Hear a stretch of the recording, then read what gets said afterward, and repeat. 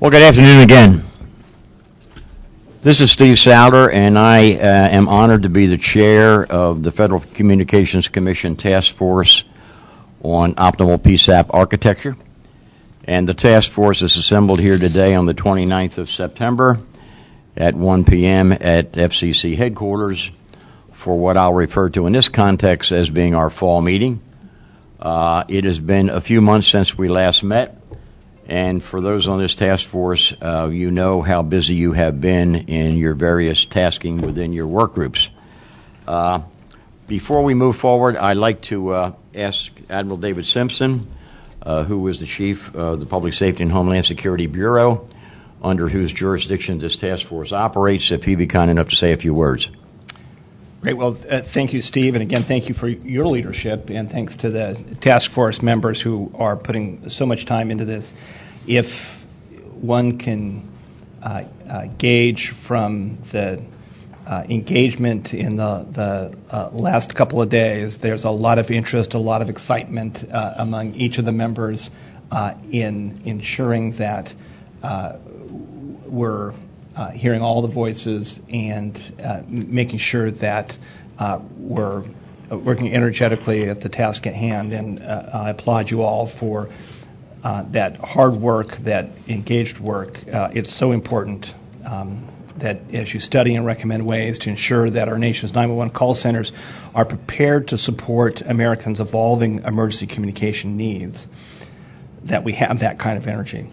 The IP transition, the Internet Protocol transition, is upon us. There's nothing we can do to stem the tide. We're not going back to TDM, to circuit-based architectures. But we're hard-pressed to identify a state or local jurisdiction not struggling with the issue of how to maneuver its 911 call centers from TDM legacy networks designed originally to support voice communications to IP-centric networks capable of supporting voice, data, text, photos, and video. Over the last several public meetings, the task force and working group presentations and progress reports have consistently demonstrated your willingness to approach the challenge of the next-gen 911 transition with fresh perspective, with imagination, and creativity. Today, Working Group 3 will be submitting its report on 911 funding to the task force. It's a major accomplishment, reflecting months of hard work by Phil Jones and all of the working group members, and it puts a number of funding options on the table.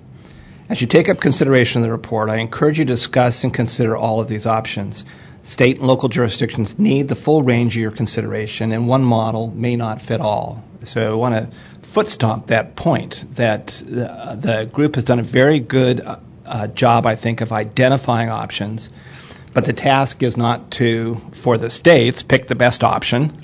The task is to identify good options. And so if there are good options that a member feels have not been teased out, well, now's the opportunity to contribute options. But we all have to face the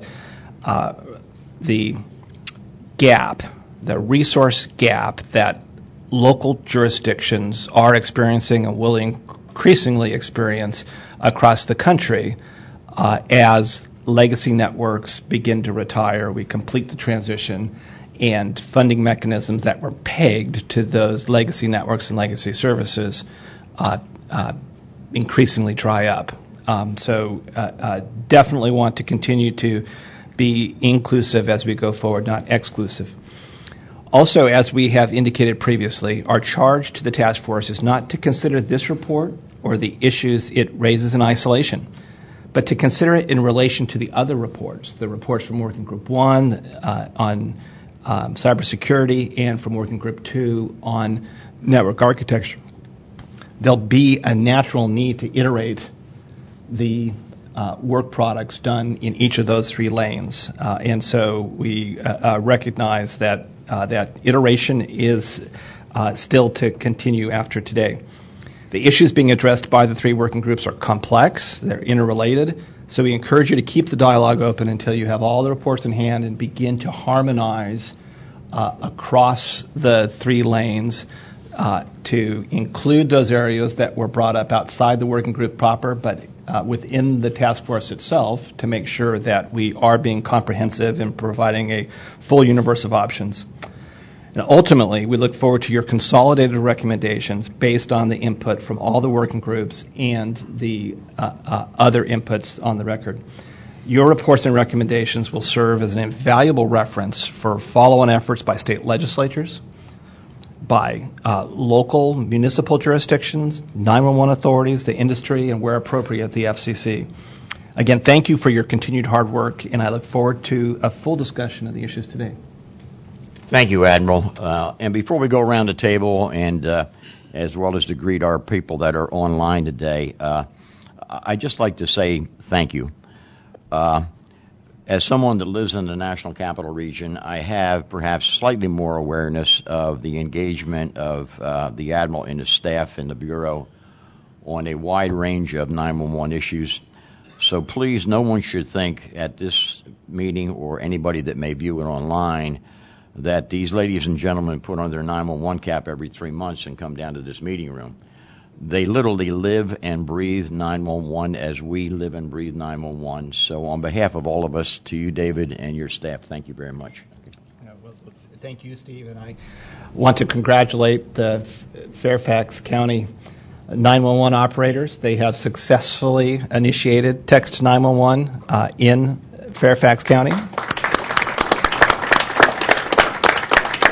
Received the first text, handled it very professionally, and set the stage that we see the rest of the metropolitan Washington area council governments beginning to leverage your work as well. So thanks very much for giving us the opportunity to get that close insight on the challenges within your PSAP. Thank you. Tim, we'll lead off with you, please. I am Tim May. I'm the designated federal officer for the task force. Joe Heaps. I'm from the National Institute of Justice within the U.S. Department of Justice. Good afternoon. Lori Flaherty with the National 911 Program, which is housed at the Department of Transportation. Brian Fonts with the National Emergency Number Association. Jason Jackson, State of Alabama. Mario Durango, Chief Architect, Motorola Solutions. Roger Hickson, Technical Director at NENA. Jay English, APCO.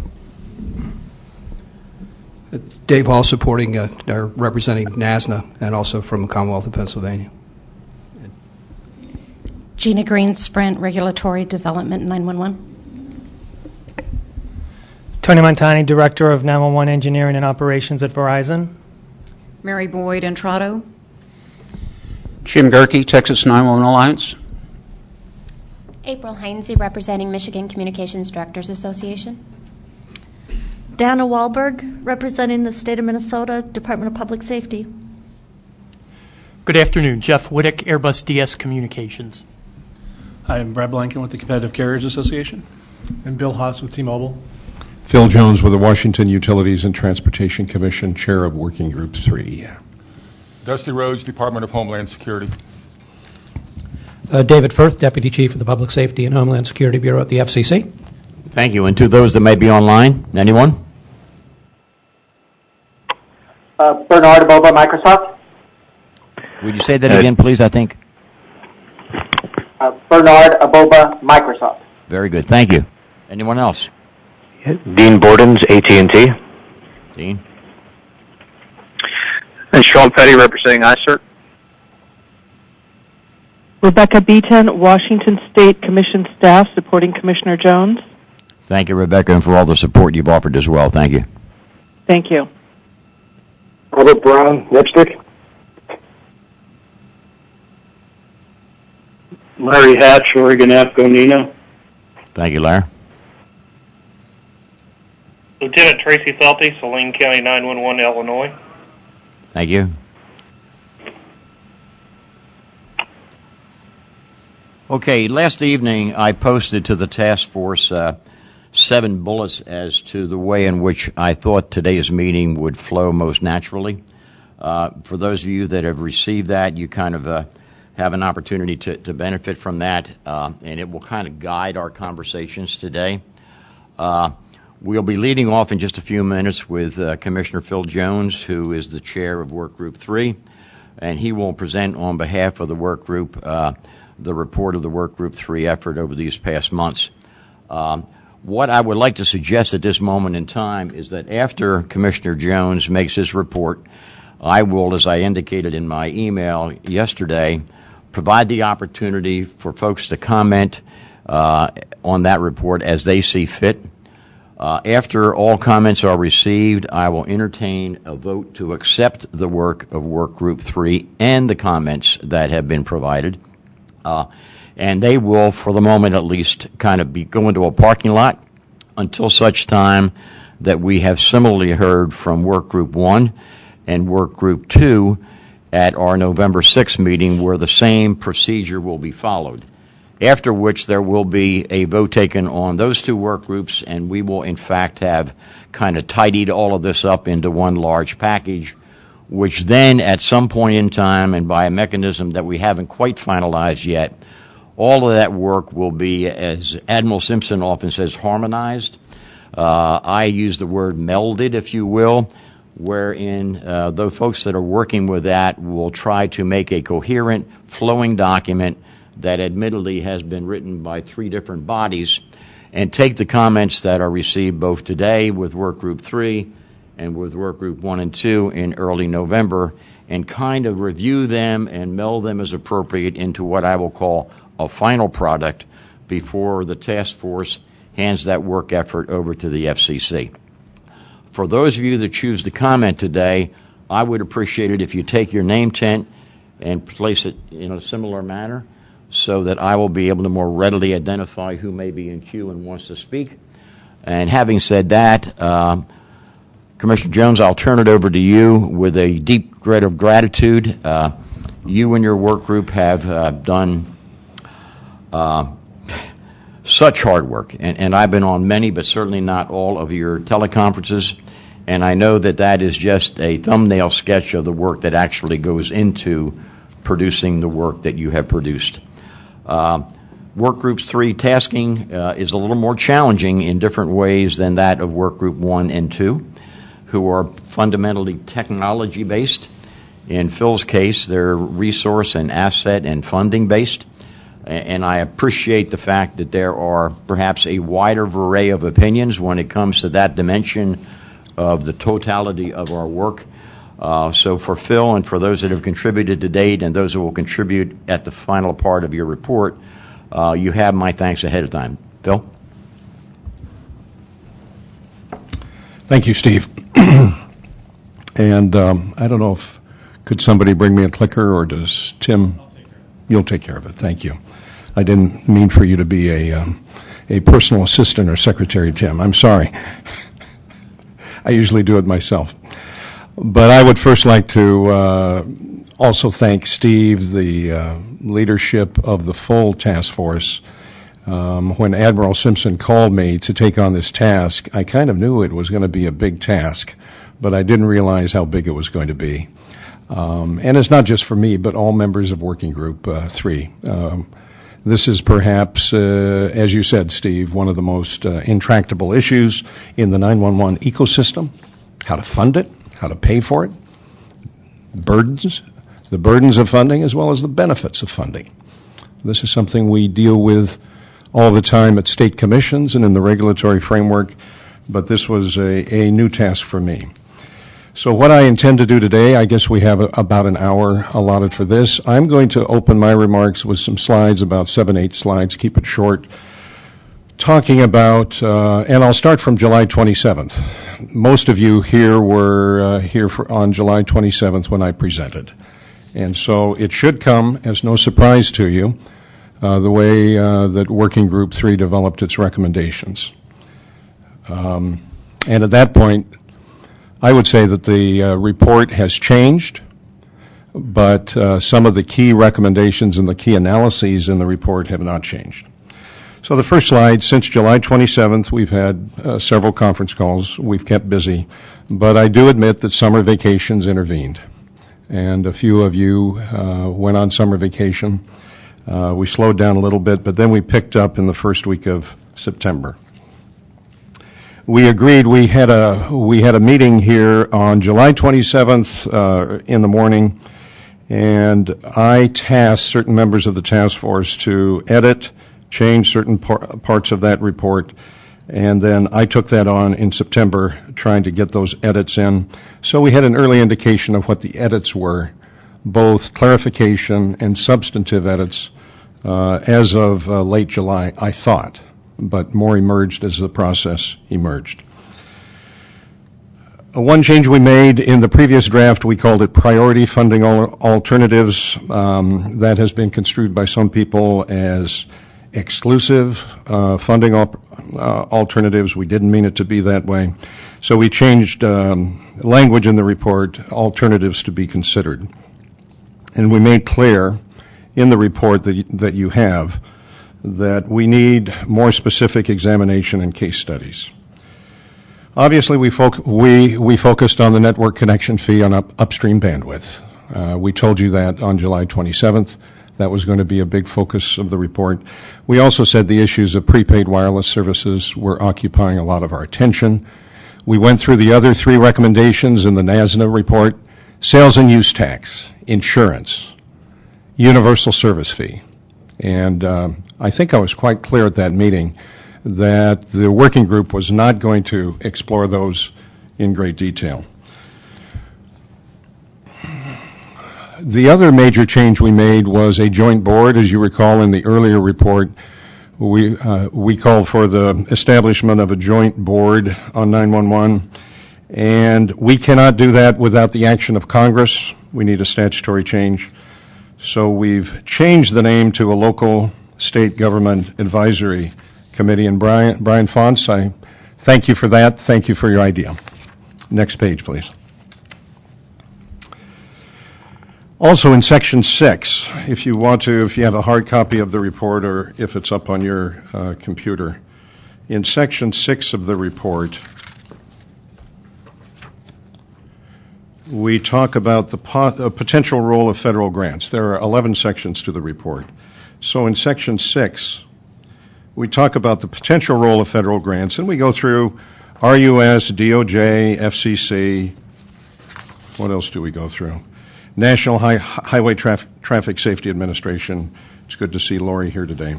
And so we described those to you in the earlier report. I guess the only major change here was Chairman Wheeler made a speech, as most of you know, to APCO in August of 2015, talking about perhaps going to Congress to seek funding. So members of the working group thought that was a good idea. So in those sections of the report, we have a cite to a speech, and we highlight the potential role of spectrum auctions. In section 8, and I would thank Dan Sawicki for this. The working group, as we started to think through the problems and notice that their diversion of funding is continuing in certain states, there was a lot of concern expressed about the mechanics of a dual transition system, i.e. we're going to be operating a legacy TDM system, and we're also moving to an IP system. So we decided to put in a specific section, section 8, on some of the challenges, both operationally and funding-wise, for a longer transition. And then in section 11, as I just mentioned, we reformed the Joint Advisory Committee. Next section. Next slide, please. So in section 9, there were quite a few changes made to the potential funding alternatives, talking about both a network connection fee and prepaid wireless and others. So we wanted to clarify and set forth a foundation. So on the network connection fee, although we did set out how it might work, we clarified that much further examination is needed. This is not the exclusive option, and many details need to be examined. We tried to stay consistent with the policies and principles section, which we really didn't change. That is earlier in the report, and I think there was broad agreement at a high level in the working group on those policies and principles. For prepaid wireless services, we had a lot of dialogue, and I thank Bill Hawes of T-Mobile for that, and Joe Benkert and others. We had a lot of good dialogue on the challenges in prepaid wireless collection. We all agreed that 37 states have enacted some sort of legislation for a point-of-sale collection, and we all agreed that the remaining states need to act, and they should act soon. But we were not able to reach agreement on the other issues. This is a complicated maze of collection sources, departments of revenue, state 911 administrators, PSAPs, and the early evidence is coming in from some of these prepaid wireless services, the actual collections versus estimated. So we were not able to reach agreement on all those issues, and again, more work needs to be done. Next slide, please. On the issue of enhanced data quality and reporting, we didn't change much from the previous version of the report. We continue to believe that this needs to be focus of this Joint Advisory Committee and potentially engage in third-party auditing. Most of you know that some of the data states submit to the FCC for the Net 911 report is not as accurate as it should be. Some states do not choose to report, the PSAPs do, and I think there was agreement that we need to do a better job as a community of submitting to Congress a report that's accurate, and third-party auditing could help here. On the issue of diversion of funding, the states that were called out in the last 911 report were called out. They're mentioned. They're called out. They're briefly described. This was my job in the committee. I, frankly, due to the shortness of time and the nature of our assignment, I did not have time to visit all of these sites, Admiral Simpson. I think a thorough examination of this issue would require the chair of the working group to go to the governors and the legislatures and the key committees in each state and figure out what really happened. I report accurately what happened in my state. My state, unfortunately, has diverted funds again for the current biennium.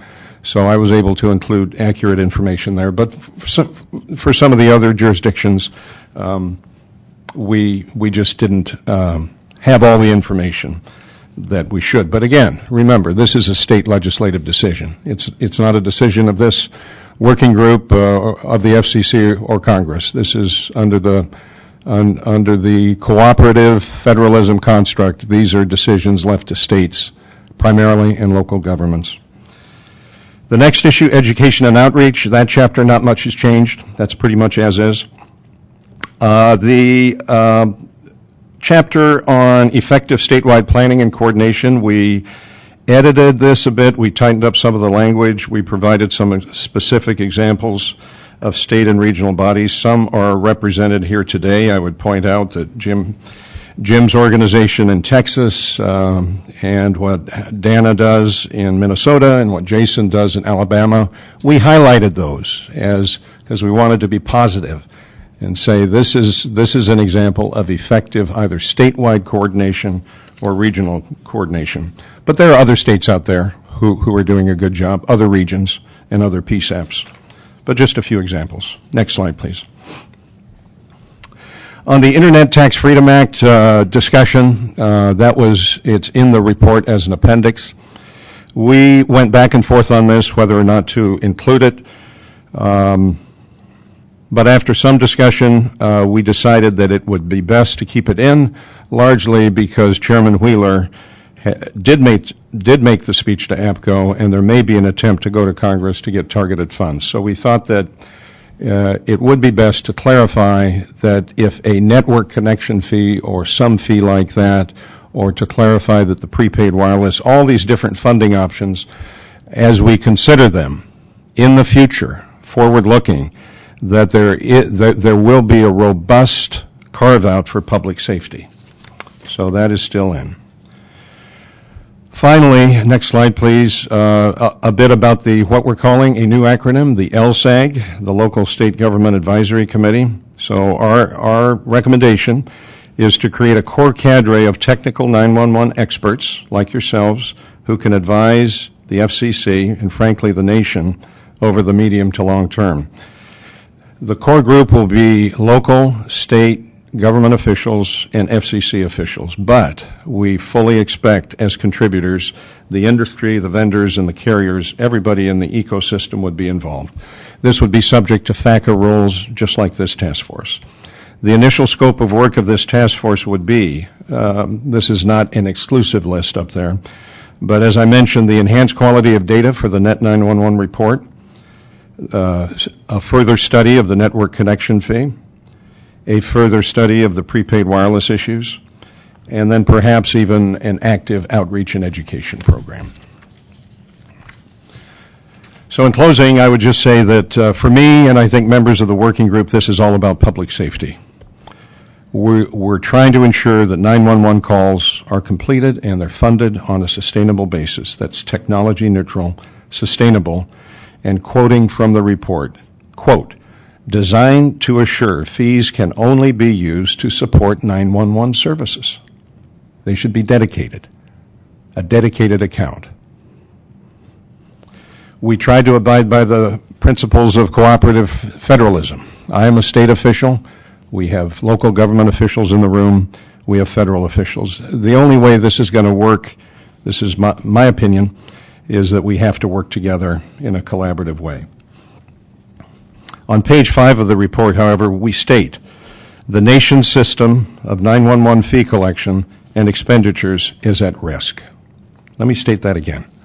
The nation's system of 911 fee collection and expenditures is at risk. So I think we want it to be bold, we want it to be forward-looking, so we wanted to recommend some steps that could be taken in the future to right the ship. I think it's the consensus that we need to start righting the ship now.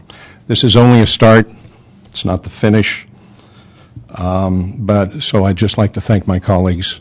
It was the consensus of the working group to adopt the report as drafted before you and to move it on to the full task force for further consideration, knowing that people do have views on this and we need a little more time to integrate it into the full body of the text.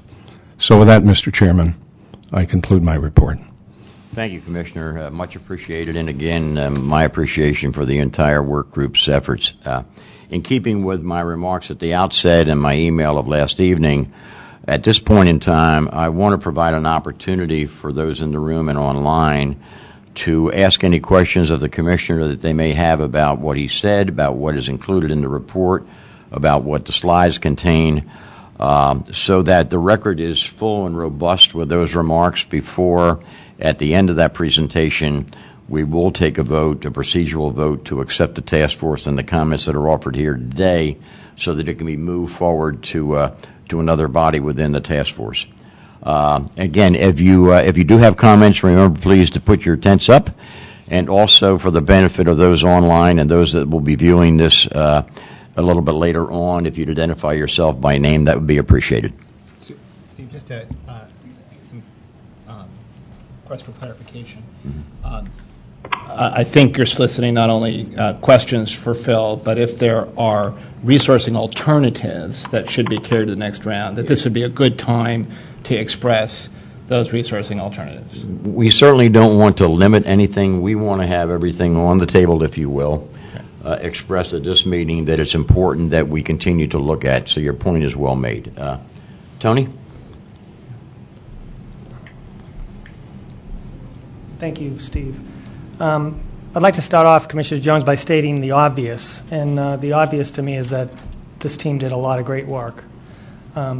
Not sitting in on those meetings, I was very impressed with the report and the number of issues that were addressed by the committee, because clearly it is a complex web. You know, you highlighted that in your presentation. So I think it did an excellent job of covering a wide variety of the environment, the issues that need to be addressed, to try to create that sustainable environment. So I want to acknowledge that. It was very well done. There are some points in the report I think that are particularly observant. The need for a statewide approach to this. As we talk about in our architecture teams and we look at solutions about optimizing the architecture, about trying to have shared services, it's clear that maybe that local approach to service delivery is less and less appropriate as we get into newer networks and we get into an IP-based platform. So I think that's a good observation. I think that is clearly something that we all should be looking to do. Another issue that I thought was particularly important is the concept of the transition strategy. So the report does address it, and I think it's an important topic for all of us, is that right now, the fact that we are in an environment where you have to fund that next-gen approach, get it in place, start a migration period over time to get a geography swung over while maintaining an existing TDM base, that's a prohibitor to that evolution. So the funding and the resource allocation team clearly sees that, and that in of itself is going to stretch out the duration here. So having a good look at that as a follow-up to this committee report, I think is incredibly important, because if anything, what we need to do to benefit ourselves is find a way to accelerate that and get off the TDM, get onto a newer platform, and really bring the new capabilities to bear sooner rather than later. So I think that was another great point. I will freely admit I am an engineer. So there's a lot to that report that, quite frankly, was just educational for me, so I appreciate that. I am not as versed in some of the topics around the kind of government piece of this, the web of players. So it was a very well done report. I expressed it at the last meeting, and I'll say it again because I know it's still in the report, but it's really something that I feel strongly about. My concern with the approach, one of the options that was laid out, is around the network connection fee. And a network connection fee that is in part based on a bandwidth requirement that could change the rates based on what speeds of the and I do note that you noted upstream, which I think might have been different from how it was presented in July. But regardless, I said it in July, and I would repeat it here, that the bandwidth to the consumer market is changing all the time. And there is constant, every year you're going to see greater speeds, you're going to see greater network spending, capital investment to create those speeds. So if we were to tie fees associated with the 911 service to a bandwidth component, to me it's going to be prohibitive maybe to that investment. It's certainly going to be prohibitive to the consumer market that will bear those fees. Because in general, those larger bandwidth capacities, especially on a consumer side, they're not getting larger speeds because of a need to dial 911. They're getting larger speeds for other applications. And the report duly notes that the application providers are maybe riding over the top of this network, and when it's difficult to capture their piece of the action, so to speak. But the reality is these application providers are going to continue to drive solutions that are going to drive bandwidth. So we as an industry player continue to react to that, continue to build networks and invest. So I have a real concern that approach in and of itself needs to be rethought. And that's my comment. Tony, if I could offer maybe an illustration and tell me if I'm thinking about this in the right way, that two families side by side, same street, one family makes the decision that they want to watch television over the top, that they want to wire up their whole house with Internet of Things sensors, really orient a significant part of their family's future around the network and buy a lot of bandwidth. Family right next to them decides they like watching TV over that free over-the-air antenna. Where they do get TV, they're going to get some cable channels because they'd like a little more ESPN choice. And they're not so big into streaming over the internet, and they choose a smaller bandwidth package. That the burden to benefit doesn't match if you just link the 911 fee purely to the size of the broadband pipe you bought into your home. They both have an equal need, ostensibly, for 911 benefits. Do I have that part right? You do. Yeah. You do. So I think there's concern about a perverse incentive towards more network use if we just link it in the way that the option had in the network. But I think it'd be great to get another broadband alternative that wasn't necessarily link it to how much bandwidth a family buys. I think that's a missing element. I understand the criticism. The con, a pro is it's very simple to assess those fees, and it elegantly says, okay, over the tops. It's hard to keep track of y'all because there's so many and they emerge so quickly. Let's just anchor this around bandwidth. But it would be great to get another broadband alternative, and I think we're kind of missing that now. So I would love to see if maybe some of the other members of the task force might, in the next couple of weeks, pull together some other broadband alternatives. That would be very helpful, and thank you again, Tony. The floor is still open, if you will. Other comments? Could I just add, Steve, just to wrap up?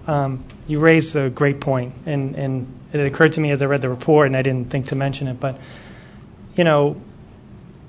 911 and the public safety is clearly, I guess what I will say, is a public good. And the reality is, we focus on trying to collect the fees from the consumer, the user, the person that has that cell phone that is dialing 911. And the reality is we all know examples. It's not necessarily that person with the cell phone dialing 911 that needs the help. It's somebody else. So, that concept of looking at it as a public good, raising the funding approach, maybe from a consumer-based burden to a state-level tax. I understand there's a lot of complexity. It was mentioned in the report as that's one of the options. But clearly, as a need to appropriately support it, that option is something that we should be vetting further as we go forward. Thank you. Thank you, Tony. Jenna, I see your tent. If you don't mind, I'm going to go to Phil first because he may be commenting on what Tony said. Phil? Just a couple of things. Tony, thank you for those comments. And you and I spoke on the phone briefly. Briefly, it should have been a little bit longer, but you did come to me after the July 27th meeting, and I appreciated that. If it's appropriate, I'd like maybe Jason Jackson to, in the spirit of a short rebuttal, maybe 2 or 3 minutes, to talk about how it might work.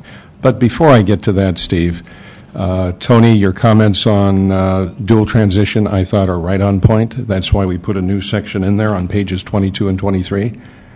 The working group members are very concerned about a longer transition than necessary, especially if this diversion of funding continues to go on and we can't get adequate funding. We also put in there, although we didn't reach consensus on this, Brian has brought this up before, to set a national target for NG 911 deployment for 911. We discussed that, but if you look on page 22, we made reference to the possibility, and I'll just read from this. We quote, more specifically, although we realize that it is not legally enforceable, we recommend to the state and local governments that they reach, quote, a consensus soon on a targeted date, for example, 2024, by which national deployment of NG 911 would be completed. So I would describe that as an aspirational goal, but it's something that I think this working group and I hope all members of the task force can agree to. And the ICERT report, we looked at the NASNA report, the ICERT report. As you know, the ICERT report specifically talks about this transition and the analysis of it, and so we thought that was something that had to be included. So we're not just totally wedded to the network connection fee. We think it deserves more consideration, a lot of details to be worked out. And there's also perhaps some more money on the table from prepaid wireless. We quoted a number of $275 million. Money on the table, maybe. It hasn't been vetted by the industry, by the wireless industry. Needs to be. There needs to be a more robust discussion on that. Thank you, Phil. Jenna, thank you for your patience. Good afternoon. I, too, want to first applaud Working Group 3 for all the effort that they put into the report that we've reviewed today. It is a very good foundation to move forward to another group to put a little bit more robust and detail within it. I support Tony's comments regarding the transition. The adding of that additional information was well received.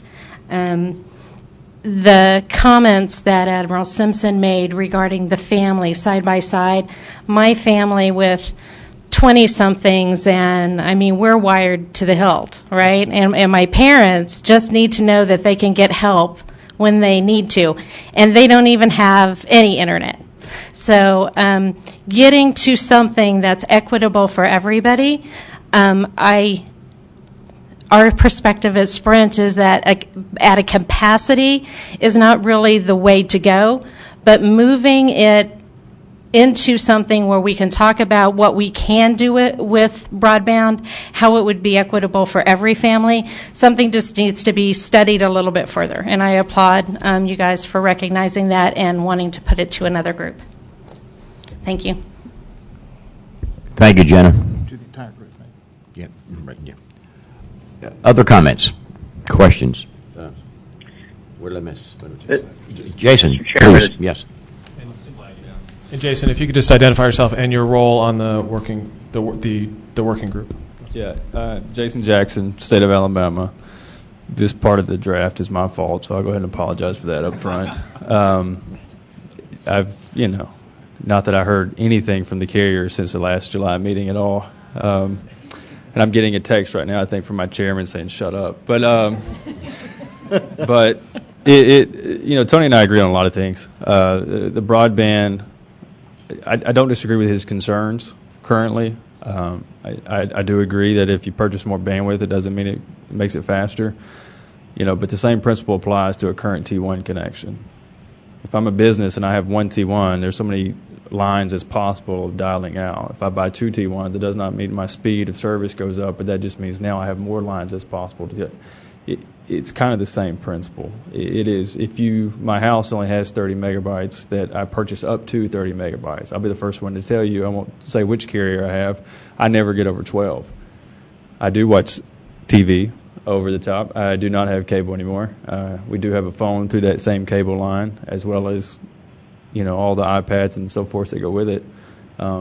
Technology continues to advance, and so a smaller capacity can accomplish more things. I don't really believe that consumers are going to have to purchase more bandwidth or megabytes as we go forward. You can accomplish more with less, and that's kind of the purpose of technology. Now, how you categorize that, yes, I have some thoughts. I think there are other models that could work better, more simply. I think the model that most states currently have, the per connection, is antiquated at best. You cannot capture all of possibilities of connecting to 911.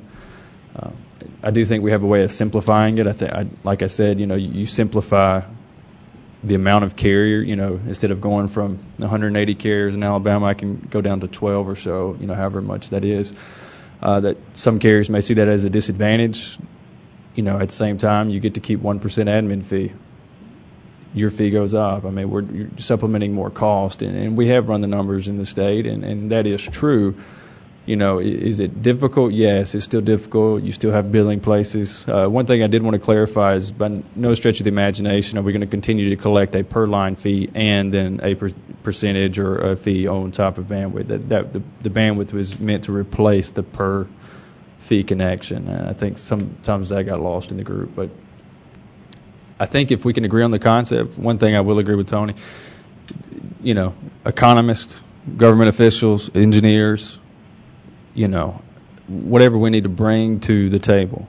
If we can agree on the concept, and I think that's really all we're asking the FCC to consider. If we can just agree on the concept, implementation, it's going to take a while and it's going to look different for all other states, but if we can agree to the concept, we can come to the table and we can find something that works for them, it is to their interest as well as ours. Yeah, thanks. I got to tell you, my daughter follows this little football team in Alabama. They wear red. Had a game with Ole Miss recently. Yeah. So you're you're not getting a Christmas card now. It's when you give it up 5 times, things happen. Good news this year, Auburn's doing worse, so it's all that matters. I do want to clarify the resource decisions around 911, around PSAPs, those are state decisions. The FCC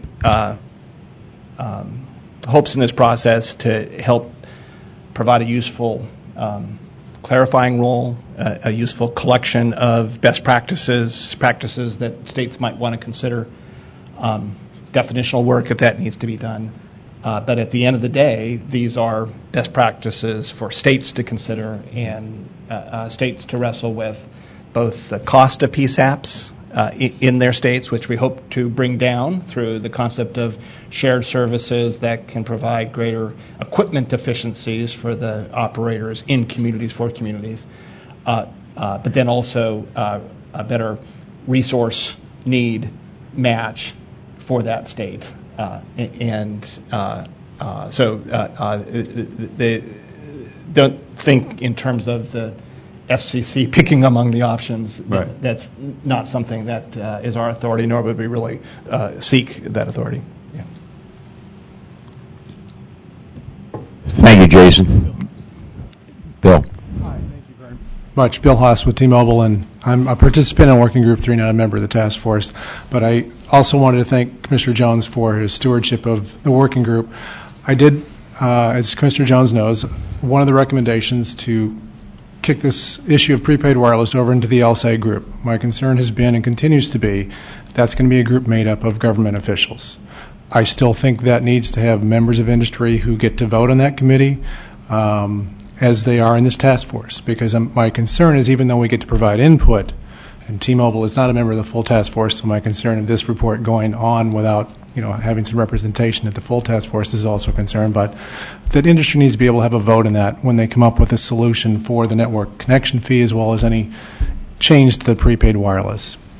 I understand we'll have input, but I still think a voting right is an essential component for the industry in that next environment. Thank you, Bill. Brian Fons.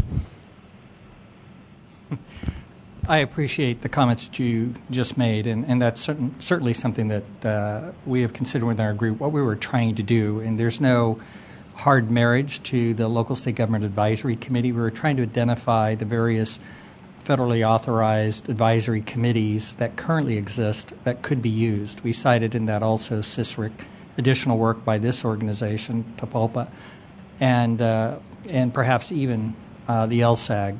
And I think that any organization that just has government officials on it, local, state, even federal, without the participation and weight of public safety, the carrier industry would be at a huge disadvantage. And so I think your comments are right on point, and we just have to figure out the set of advisory committees that could address the issues that we've talked about here under the guise of LSAG. Thank you, Brian. Other comments? Mary Boyd. Mr. Chairman, I was also a part of Work Group 3, and I want to thank Commissioner Jones for his leadership. Definitely a lot of work was done behind the scenes, lots of hours put into this research. But I would also sort of echo the statements of Jason. For over 30 years, we've got policy frameworks around the country that are a blend between fees on different, phone bills and technologies to a blend of general revenue that comes in to the local areas to support those systems. I think by the efforts that were in this report identifies some alternatives. I'm happy to hear that it's to be accepted, but also more work needs to be done. We have an opportunity to bring stakeholders to the table that perhaps weren't in the dialogue at the time we were drafting. And I'm encouraged that we can continue this dialogue to give our states a policy framework where that will set the future for 911 systems. It is time for us to help the states in doing that, and clearly this task force is an avenue for that. And I would just say I'll volunteer to help work with the task force as we go into the next level. Thank you, Mary. And as was said more than once in our previous meetings and many times during our work group meetings, I think it's the consensus of the task force that the ultimate product be a product that serves many masters. Certainly the PSAP community itself. Certainly, to some degree, the vending and the carrier community. But ultimately, that it serve as a means by which our elected and our appointed officials can take the body of work that this task force generates and use it for them to help navigate how do we do this in the future. So that gets back to the options that, again, have been mentioned both today and in previous meetings. So I would welcome as much input as we can get as we tackle these thorny issues that ultimately our electeds and our appointed officials are going to have to make key decisions on. I don't want to editorialize, but for the benefit of those that may be watching this meeting or that see it in the future, I would offer to you, as I think I have said before, that of all of the services that local government provides, public safety is clearly, in my mind, one of the most important. But when we think about 911 as the gateway through which every request for public safety services must pass, it has to be high on anyone's list of priorities. About 280,000 times every day, 911 is accessed. I think that equates to slightly more than 80 million times every year.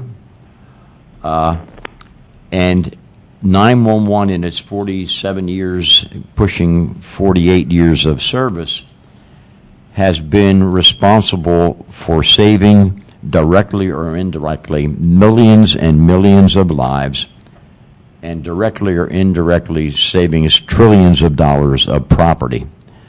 So it may only be three numbers, 911, but the impact that 911 has on the United States of America and the 340 million population that we enjoy presently is really hard to put in perspective, except that it's major in every sense of the word.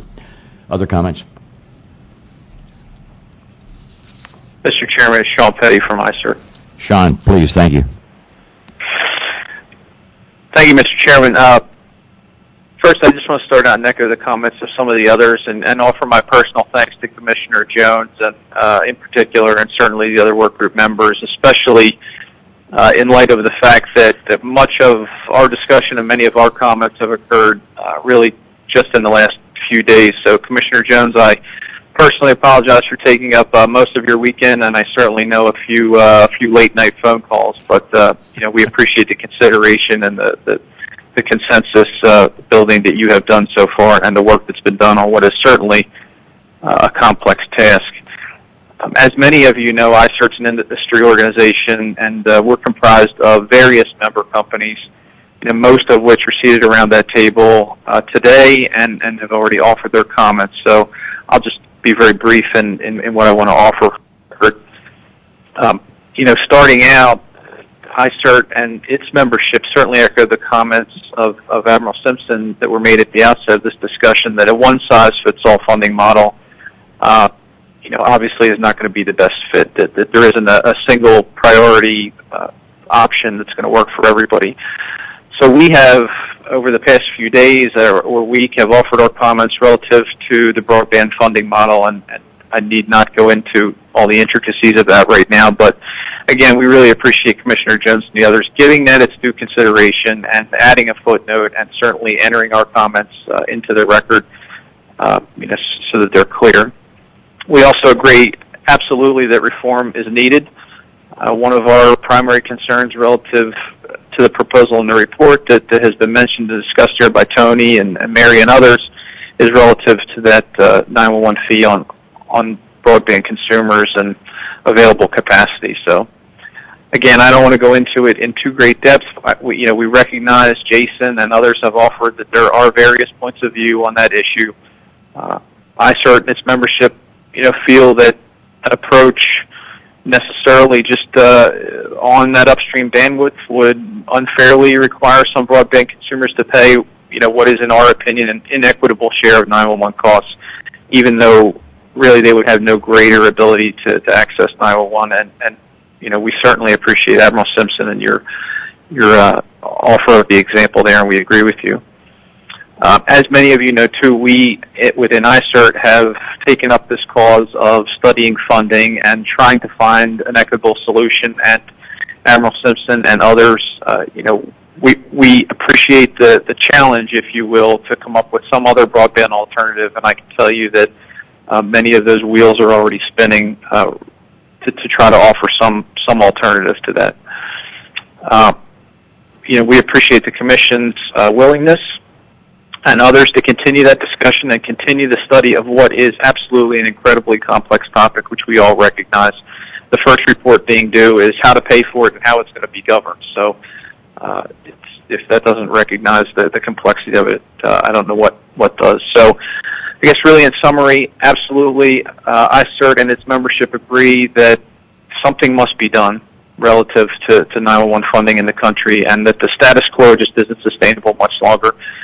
We agree with Jason, and I know he and I had some conversations after the last meeting, that emerging technologies and how those are assessed is one way to go. So really, I guess in closing, I would say in that regard, ICERT certainly stands ready to assist the Commission and the LSAG or other state and local public safety officials in trying to find a solution and continuing this study and looking for really another way or some other alternatives to fund 911 as it transitions into the next phase of its existence. So, Mr. Chairman, Commissioner Jones, thank you very much. Sean, thank you very much, both for your comments and your acknowledgement of the need for change. Do I have anyone else on the line that would like to comment? Bernard Aboba, Microsoft. Yes, sir, please. I would also like to commend Commissioner Jones for what is a very comprehensive report. And we are in agreement with many of the recommendations, including the one on the need for additional revenues to sustain the transition to next generation 911. The one point that we would like to see emphasized a little bit more in the report relates to diversion. And we realize this is a state funding issue, but it should be understood that the magnitude of the diversions that are discussed in the report undermine any future attempts to raise revenue because people will just say, hey, that is just a tax that's going to some other purpose than Next Gen 911. So I think our point of view is that there's a potential credibility issue created by diversion that does need to be addressed, particularly because the funding necessary for Next Gen 911 in its entirety will be very substantial. So we'd like to see additional recommendations. And I know it's tough because it is a state issue, but some ways of getting that under control, particularly if additional revenues are raised, is very important in our point of view. I have a quick question for you on that. So the report recommended audit and improved audit mechanism to help address the diversion issue, and I absolutely agree that that's central to the way ahead, that if the public perceives that 911 collected fees are really shadow fees for other things, that really erodes support for what should be a clear, no-brainer, we've got to do this for our community kind of commitment. Do you think audit is the right next step to improve this, or do you have any other thoughts on how we improve the I think audits are a necessary step. But what is likely to happen, frankly, from the audits is that things will come to light which will be even more controversial. And so just having the audits alone may not be enough, and they actually could undermine public confidence because I think more difficult things will come to light. So, and I know it's a difficult subject because we've talked at many occasions about potential sticks to try to get states to limit their diversion, and of course we don't want to do it to the extent that it puts lives at risk. But I think there may be more needed to get this under control. Thank you. Thank you. Other questions in the room or online? Commissioner Jones again. A quick comment. Bernard, would you be willing to go down to the legislature with me when I get home and talk to our legislative committees? No, I'm not putting you on the spot. Certainly something I'd be willing to consider with you. No, we do need to have a conversation. I haven't reached out to Microsoft, but I would say to all in the room that if you are concerned about diversion and agree that we need a new sustainable funding model, I think we all need to work together to talk to our governors, our legislators, if you can. I know there's some PSAPs in the room, people who cannot, quote, lobby, but we need to find ways to, as Steve said, once the report is done, to engage with our policymakers in a constructive way. And Phil, if I understand the focus on audit piece, if we get audit right and are more transparent in those decisions, then there really is an accountability, ultimate accountability if it's abused by a state government among their electorate. So there really is a lot of value in bringing transparency to how the decisions were made, what part of the fees it applied to, where the money went and where the decisions were made. Admiral, that's one of our key findings and report recommendations right now. All of the information submitted to you in your bureau is self-reported. Yeah, okay. Self-reported. So improving transparency would have...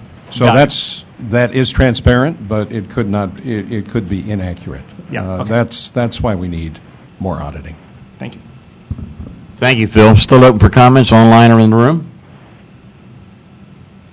Hearing none and approaching our established break point, let me go back to some opening comments and invite that someone in the room move that we accept the report that Work Group 3 has offered, including those comments and suggestions that have been voiced here, both online as well as in the room, for further consideration as the work of the task force, if not the work group, continue into the future.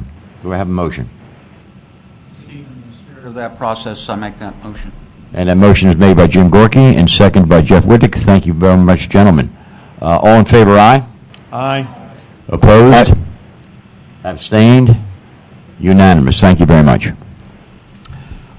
It is now exactly 14:08, 2:08. So let's take a break until 2:20. And we'll come back and we'll begin then with work group number 1 and Jay English. Thank you.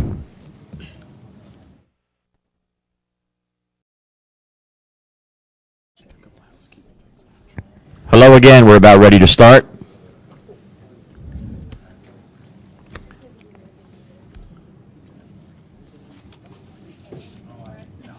Before we start on the second half of our meeting with a report from work group number 1 on cybersecurity, Tim May would like to have a word or two. Tim? It's Tim May, designated federal officer. I just want a couple of housekeeping points. First, I just want to note that Robert Brown, who represents NIPSTIC, he did indicate he voted to approve to pass the report forward to the task force. He wanted to make note of that. Secondly, all of the materials that are being presented today will be or will be available online today. So the PowerPoints are on the task force website. Now that the report has been passed up, that will be posted today as well. And that's it. So just those two things. And now I think we're ready to go forward. And we're going to start with Jay English, who is chair of Working Group 1 on cybersecurity, optimal approaches for PSAPs. I do want to note that at the last meeting, Jay was way over here at the table, and David Hall was, I think he was over there where Mr. Whittick is sitting, and now today they are sitting next to each other. So this is very promising for the cyber group and the architecture group to be pretty much hand in hand today. This close together, even though we were across. It's just now we're showing symbolically that we're working that now close. You can't give each other the evil eye as effectively. So Joe. You'll notice neither is sitting very close to Commissioner Jones. Duly noted. Please, and Jay. no closer to Joe. And Jay, before you do, as complex as the issues were that Work Group 3 dealt with for the last several months, that is not to say that the complexities of your work group haven't been just as great. They've just been different, if you will. And my friend April Hines, sitting across the table from me, I can't imagine the number of times that she and I have been on a teleconference and Jay and his group were explaining to us the intricacies of cybersecurity, and April and I would both figuratively say, whatever you say. Jay, thank you very much. I'm right there with you. Thank you, Steve. I appreciate it. And thank you, Admiral, and the Bureau for the opportunity to present today. What I'm going to do is we can start with the first slide. I'm going to go over the draft report structure at a very high level. We'll talk about not the guts of the report, but sort of the structure of the report, some of the ideas that we're currently working with and the direction that we intend to go with cybersecurity. The overarching goal of the group is to ensure that cybersecurity is baked in from the onset at all levels. When you start talking about next generation 911, you have to include accounting for securing the networks and the systems and the people that make 911 work. We'll discuss the executive summary at a very high level, go through what we're calling a PSAP overview, which is really an overview of how things are done today, some of the recommendations that we'll make for existing or legacy PSAPs as they get ready to move into next gen, what the federal role in cyber is today and what it should or probably will be tomorrow, and then our proposed cybersecurity plan for the future. I want to caution you that this is a very high-level logical architecture. It is not detailed. It does not go down to the bit and byte level, nor do we intend it to. It's simply illustrating the concept of how we see cybersecurity as a core service potentially working in a next-gen environment. Then we'll discuss briefly the use cases and best practices, and hopefully we'll have a little bit of time for questions, so we can go to the next slide. Basically, today there are a number of elements already involved with cybersecurity, all of which will need to be included in tomorrow's world. As everyone who is involved with public safety is aware, governance is a huge consideration when you start talking about building a PSAP, let alone a network or a system network of networks. Governance, as Working Group 3 has so eloquently illustrated, can be problematic, it can be controversial, and it's very difficult to address in singular fashion. We are not going to address anything other than the high-level governance from the cybersecurity perspective in our report. We'll probably have some recommendations for follow-on work based on the recommendations for architecture. But some of the basic tenets of cybersecurity that are being addressed today include access and security controls, internal network securities and monitoring, and network entry point security. What are we talking about when we talk about those basic kind of tenets of security? Access control is usually covered in the form of a policy. That policy identifies proper authentication and access to a network. Security controls can be business continuity plans, or they can be disaster recovery plans. In addition, those could be accounted for by things like geodiversity or by network diversity. There are a number of different ways, and we're actually on the previous slide still. Sorry. Under security controls. Internal network security monitoring is almost self-explanatory. We're going to expand on that concept in our model of the next generation suggestion for architecture. And then network entry point security, of course, is something that has to be done in today's networks and most certainly has to be accounted for in tomorrow's networks. The reason we think it is important to include a discussion of what is being done today is because there are a number of carriers, infrastructure providers, and PSAPs who already do a lot of this. There are some good governance models to pull from, and there's a lot of very good federal work that's been done in this space that we think we should leverage. We are not trying to reinvent the wheel. What we are trying to do is point out what elements of cybersecurity are basic requirements, some of which are in play today, build upon those elements, increase the security of the networks, and then centralize some of those core functions. Next slide, please. So the federal role. We would be remiss if we did not base a number of the recommendations in this report on the NIST cybersecurity framework. If you haven't read it, it's an excellent document, but it comes down to a few words. Those words are exactly how we start the chapter about NIST. Identify, protect, detect, respond, and recover.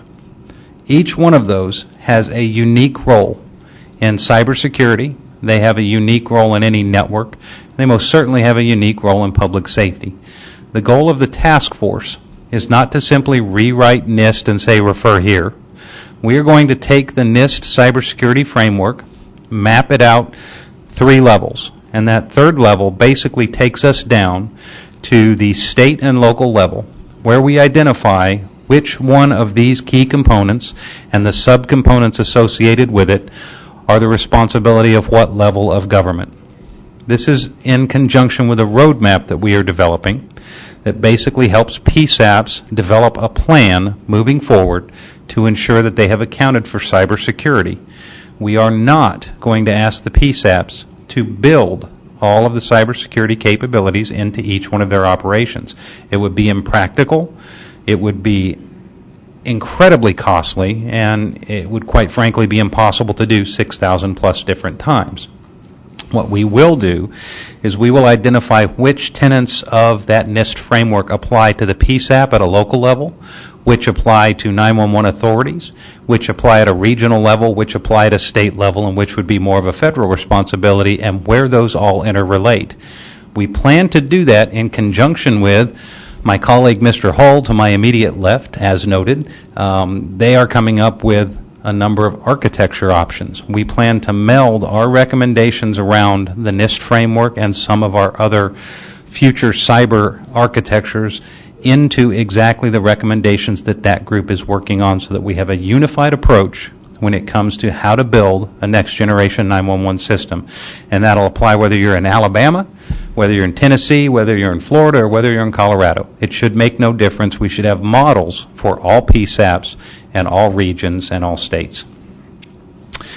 Next up, there was recently another NIST document published, and in fact that was only a few days ago, and it's the Cyber Physical Systems Public Work Group Report. We have not had a chance to read that over in its entirety. However, we do think it important to review that document, and given enough time, we would be able to incorporate some of the recommendations of that Cyber Physical Systems document into the work being done by TFOPA Working Group 1. Depending on the time factor, we may simply refer to it, recommend that further study be done, and that any follow-on work that TFOPA might be given include a look at the cyber physical systems work. So you can see NIST has been very busy. In addition to those 2 documents, NIST has created what is called the NICE Workforce Framework. This is very important at the local level. This is where we talk about training personnel. We talk about cyber hygiene. We talk about how you prepare your workforce for cybersecurity. If nothing else, PSAPs need to pay attention to this part of the document, because it will tell them what they need to do in training their personnel and preparing them for the world of cybersecurity. It is not the world we live in today. However, there are good use cases, there are good training curriculum, and there are good organizations already doing this work based on the excellent work done by NIST and the NICE framework. We're doing a deeper dive and analysis of that NICE framework. We've had a lot of help from some federal organizations talking about the relationship of those occupational specialties to the PSAP. We have defined we have discovered some missing occupational specialties, which we will further define and include as recommendations to the Bureau and the Commission for additions that are specific to public safety. And in addition to what is already done there, we will consider making some recommendations around that NICE framework that are specific to those new positions and that are specific to public safety and to the PSAP workforce. Next slide, please. Not to be outdone, our friends at the Department of Homeland Security have been very busy as well. So NIST has created 3 very important documents which we reference in this report. Courtesy of some input from 2 members of the working group from DHS and some work that has been done with several other divisions within DHS, and actually we have 3 members of the working group from DHS. There are a number of programs the Department of Homeland Security has already started. I can tell you I have worked with 2 of them very closely. The NCC-IC, which is the National Coordinating Center for Communications, and the NCIC, their cyber center, are involved on an almost daily basis with public safety. They have a communications ISAC that I've been privileged to participate in that concentrates on making sure that communications sector communicates properly and on identifying through other resources mentioned here like US CERT any cyber threats to the sector.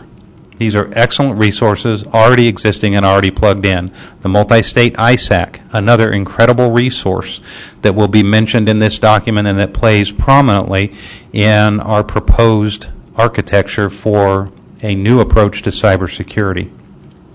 As you'll notice, there are a number of references to intrusion detection and prevention. We're going to discuss that in the architecture slide.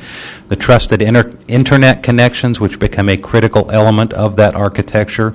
All of these have been addressed in one form or fashion by DHS and by various divisions at DHS. Again, our intention in the working group is to take advantage of the work that's already been done, continue that partnership with federal agencies and with industry, and build on the framework that is already in place, rather than to reinvent the wheel. Next slide, please. ICAM. Can't mention this too many times. You're probably going to hear this from Working Group 2 as well. Let me set the stage for ICAM, Identity Credentialing and Access Management. From the Cybersecurity Working Group's perspective, the way that we are addressing this is we believe this is very important when you start considering the workforce and the training and the capabilities, the vulnerabilities that your network would have if you do not address ICAM from the ground up. We reference the NIST special publication numbered here, the federal ICAM roadmap. We give us a definition of ICAM as we see it, what the intersection of ICAM and the workforce is, and what the overall goals and objectives are. Again, our perspective is how does ICAM relate to the overall cybersecurity from the PSAP up to that interconnect level, which is the architecture level where we hand it off to Working Group 2.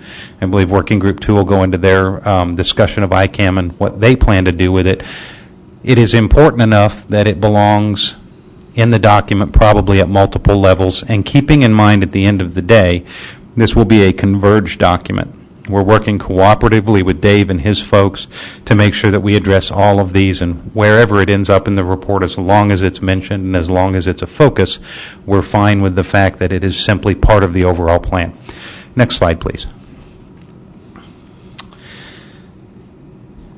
Next, you're going to see, I think it's next, you're going to see a couple of architecture diagrams. I want to set the stage for what those are. We have come up with a concept, and again, it is a concept of the EC3. The EC3 is the Emergency Communications Cybersecurity Center. Believe it or not, there is logic behind the naming. We initially came up with something else. EC3 is in line with I3, which is the NINA standard on Next Generation 911.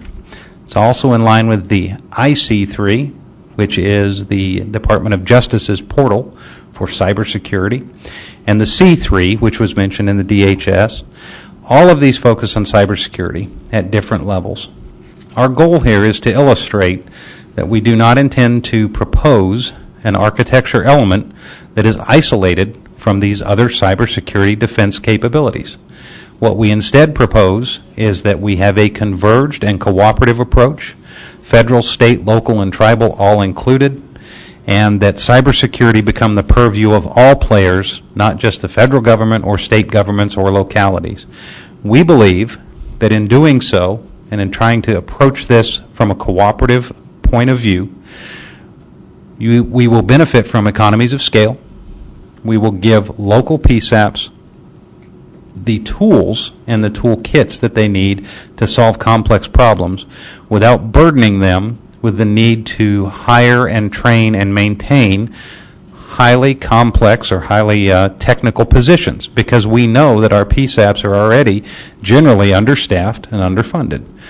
Rather than put the onus on the local level, by building centralized functions with a cooperative approach across the federal, state, local, and tribal landscape, we believe we can realize some serious economy and put out a strong core cyber network defense program. Also in the diagram, you will see our version of the IDPS, the Intrusion Detection and Prevention System, and how that might work in the next-gen 911 environment. So hopefully the next slide is picture. It is. I will tell you, in my slides that was reversed, so I messed that up and I was really crossing my fingers. The top of this slide should mirror what Working Group 2 has proposed previously, and we'll modify it as they modify theirs. Across the top of the slide, you see the 911 architecture that has been made familiar by Working Group 2 and Dave and his folks. What we have plugged in underneath the multicolored line on the top are two orange boxes. Those orange boxes interconnect with the ESI net, as well as with multiple elements within the PSAP and the responding authorities. And they basically provide for call statistics and monitoring, and network health data sharing, and facilitate local control.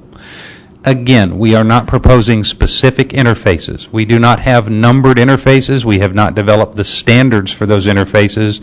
We do not intend to develop those, but we will recommend that that is something that future work needs to concentrate on. The ESI net transport, the gray box that you see, is that emergency services IP network concept that Working Group 2 will address in great detail. The two-way arrow from our EC3 to the ESI net represents a comprehensive two-way communications capability from the Cyber Defense Capability Center to the ESI net and across enterprise out to remote PSAPs. The reason we have illustrated it this way is simply to show you some of the core functions that we would like to see included in the EC3. Those include, in the blue box across the top under that red banner, the ability to archive certain data, the ability to gather and probably analyze metadata, a master set of tools, and some rules management, all of which are basic tenets of IDPS systems.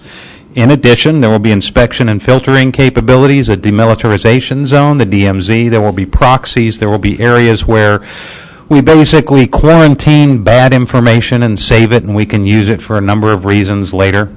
There will be attempts to exfiltrate bad data, and then there will be the overall IDPS engine. There's also a two-way arrow from the OSP, the originating service providers, whatever they are, be that a wireless carrier or some kind of IP transport system, into the EC3. On the right-hand side, perhaps one of the most important proposed connections is the trusted federal partners. This could include fusion centers at the state level, could include elements like the MSISAC that we have talked about, the NKIC and the folks at the NCC. This is the epitome of local, state, and federal cooperation. As we have seen in executive orders and in a large amount of work done by the Commission and by other agencies in the U.S., we have to share data.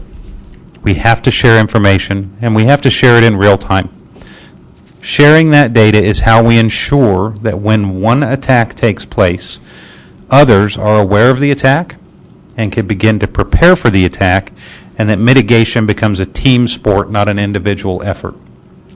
As we have discovered in the PSAP world, and as we discuss in some of the use cases, there have been real-world incidents where a single PSAP has been attacked, and the PSAP directly north of that jurisdiction, within a 45-minute drive, is not aware of the attack and becomes the victim of the next attack several hours later. And that cascades. Is this a probing attack? Is this some kind of test of our system? We don't know.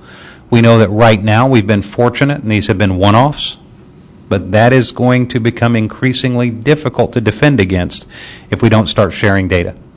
The best way to share data is to use existing systems as we've discussed, whether it be from DHS, the MS-ISAC tools, the NKIC tools, an incredible model out of the state of California that the NCC and NKIC have already started modeling and that NINA and APCO have been involved with and that many of the folks around this table have seen. There are tools in place. There are models to use. We're simply going to build on those and encourage the use of those as we develop this EC3 concept. Additionally, when it comes to funding, we know none of this is cheap. Our intent, and please, Admiral Simpson, I know this is going to be on the record, but don't hold me to this until I get you something in writing. We want to give you costing estimates because we believe that we can give you some, at least ballpark figures around what a core network like this might cost so that you have something to work with. In addition, we understand the dilemma that the FCC and other agencies are in. The FCC doesn't provide funding, but they do try to help PSAPs and others find funding for important projects. So we want to try to give the FCC and the Bureau some tools to that end. We'll do the best we can, but we think we have some workable models to build this on. Next slide, please. So that's the high-level approach on the EC3. Here's another look of how we see this being distributed on a national level. Whether the EC3s are built in each state, whether they're built within regions within the state, or whether you have certain large PSAPs like the LAs and New Yorks and Dallases and Chicagos of the world that build their own, is less important than that they are built to the same standard using the same partnerships, the same connections, and the same IDPS engines, if you will. That they communicate seamlessly, and I mean that word exactly as I said it. We cannot have glitches in a system that needs to be real time. That they communicate openly, and that they allow partners from the local and regional level, as illustrated on the left hand of this slide, to communicate with their designated EC3s. Those EC3s, and there should be one more line between those two red sort of cylinders, will communicate not only with each other, but with those federal trusted partners and other state trusted partners. And we will facilitate a true information sharing environment while creating an intrusion detection and prevention system that consists of series of monitoring devices as well as personnel who are capable of helping the PSAP to mitigate an attack and to recover from an attack. The idea is we will follow the NIST framework in the order that NIST recommends you follow any attack, using some of the folks that we have on the working group who have expertise in the real world from the corporate perspective. They will help us show how they do that today, how we can build that into the EC3 concept, and how we can enable that function all the way down to the individual PSAP level without making the individual PSAP pay for it. And that is the only way we will be able to, in the group's opinion at this point, truly defend 6,000 plus PSAPs. Quite frankly, it wouldn't matter if you had 3,000 PSAPs, it wouldn't matter if you had 50, you still have to have some kind of centralized cyber defense capabilities. And I think that's been proven time and again by huge enterprises such as the Department of Defense or other U.S. government sectors, or quite frankly even the commercial sector. When you have retail giants trying to defend thousands of stores, they have to do it from some kind of core network architecture. So that's our proposal with respect to the EC3, the Emergency Communications Cybersecurity Center. Next slide, please. On the funding opportunities, we will not make recommendations to the Commission on funding. We will make suggestions as to potential partnerships or potential opportunities. Funding is obviously not our purview. We're not going to step on Working Group 3's toes around funding opportunities for next gen, but we will provide some what we consider to be opportunities around funding for cybersecurity specifically. Now, those may or may not help drive other next-gen 911 initiatives, but from the cyber perspective, we may have some unique opportunities thanks to some hard work already done by the Commission, by Congress, and by others. Quite frankly, I would also like to applaud Chairman Wheeler's statements on the fact that he is seeking ways to get funding out there from the federal level, and this will hopefully provide some tools to the Commission and to others on some possible ways to seek that funding around a cyber core. We're also going to emphasize the partnerships we've already discussed and the need to develop those partnerships. I am fortunate on Working Group 1 to have a number of representatives from both the federal and state level as well as industry, and I think this is proof that that kind of partnership can in fact be established and work.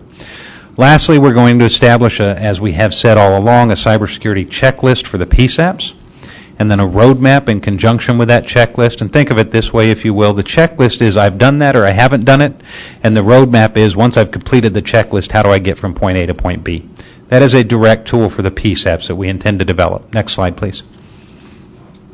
We will still provide our use cases. The reason for the use cases is we need to illustrate to the public safety community the reality of cybersecurity today.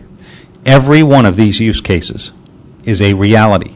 Every one of these can impact a PSAP today, and every one of these can impact a PSAP tenfold or 100-fold the minute they turn on the all-IP pipes and become a next-gen system. We need them to understand the critical nature of cybersecurity, so we're going to provide 6 use cases that will illustrate the importance of defending a network and of building a PSAP that is ready to connect to something like the EC3. And next slide, please. And lastly in the report, we do not want to leave out CISRIC. CISRIC did a lot of good work, CISRIC 4 that is, did a lot of good work around cybersecurity. Mary Boyd and some other folks have already started an analysis of the CISRIC best practices and how they relate to what we're talking about in Working Group 1. We intend to do a little bit of a deeper dive, come up with a comprehensive analysis of the CISRIC recommendations in cyber and how those relate to the PSAPs, and those will be folded into our overall recommendations for a development of cybersecurity best practices specific to 911 and PSAP operations. And I think it's important to note here, my friend Roger Hickson to my right and I have had this conversation many times. 911 authorities, PSAPs, responding agencies all work as a team. We intend to address that team, not just the PSAP, not just the 911 authority, not just the responders, but how all of this works together from the cybersecurity perspective, because each one of those elements actually becomes a critical part of the cyber architecture that we're talking about. Next slide, please. That is the end of my presentation. I think I made it within the 30 minutes. Are there any questions from the group? Time's up. Dave's up. Jay, if I may, Admiral, please. Yeah. Thank you, Jay. Good analysis. It's great to see this continuing to mature. It strikes me that in other functional areas, council of governments between jurisdictions have been incredibly useful to broker mutual aid agreements, but to also commit to shared services in many regards. It would seem that as you flesh out the Emergency Communications Cybersecurity Center concept and build that around one EC3, would potentially support multiple ESI nets, that then looking to link that up with existing multi-jurisdictional governance models would be very useful, and I think perhaps not specifically covered by Phil's work, but something that would be useful for your working group to further explore, not only in looking at how this EC3 that would support multiple ESI nets would be resourced, and I'll come back to that, but also how it organizes around permissions within the ESI net, because this is a key element of governance as well. There's permissions needed to monitor with your intrusion detection sensors. Those are often different permissions than the permissions required to remediate once a threat is recognized, and allowing somebody else's system administrator to go in and monkey with the setting is a very different thing from allowing a shared security operations center to monitor and detect activity. So I would recommend to the group that they, in this next phase, look and talk to some of the COGs about how they might commit to sustainment around a given shared security service. The second piece has to do with the funding that you mentioned, and I think it's very important as we look forward to make a distinction between capitalization of a new capability and sustainment of that capability. And I've seen various studies on this, but somewhere between 95 and 98% of the cost of a high-end cybersecurity operation, whether it's from your organic workforce or from your contractors or your subcontractors that are supporting the effort, 95 to 98% of the costs are people costs, their workforce. So the sustainment cost is really as important, if not more important, than the capitalization of getting these centers organized initially. And I think that then goes back potentially to the Council of Governments and/or states to determine, raising the money for starting it up is one thing, but how are we going to efficiently sustain the people part of your EC3s? And I appreciate you bringing that up, sir, because one of the things we do want to make sure we point out, and that will be pointed out in the report, is that the concept is not just for PSAPs to use this. The reason we designed it the way we did, and kind of the convention behind the naming, is that we think the potential exists for this to be used by other sectors in emergency communications, whether that's fusion centers, whether that's the folks at FirstNet, whether that's NextGen 911. We believe if we construct this properly and allow for the right kinds of interfaces, that this could be a much farther reaching capability than just the PSAP community, and that, to your point, would help us to justify how we ask for the kind of money that it costs to sustain the operation, because I've heard exactly the same thing in the folks we've talked to. It's not just building the system, it's sustaining it, and it is the people. And they're not cheap, because we're also aware of the fact that good qualified folks in the cyber realm are hard to come by. So that's an excellent point, and that's one of the things we hope to account for. Jay, thank you for your typically concise and clear report. And as a kind of a postscript to your remarks and a preface to Dave's remarks coming up, it strikes me that it kind of all comes back to the effort of Work Group 3. Because whether we call it the 911 ecosystem or the 911 continuum, to our elected and our appointed officials who ultimately have to develop the means by which this is all funded, it's very important that they understand that it's more than just the number 911, that what is behind that number, wherever it may reside, and whoever may have responsibility to it, has some measure of cost to it.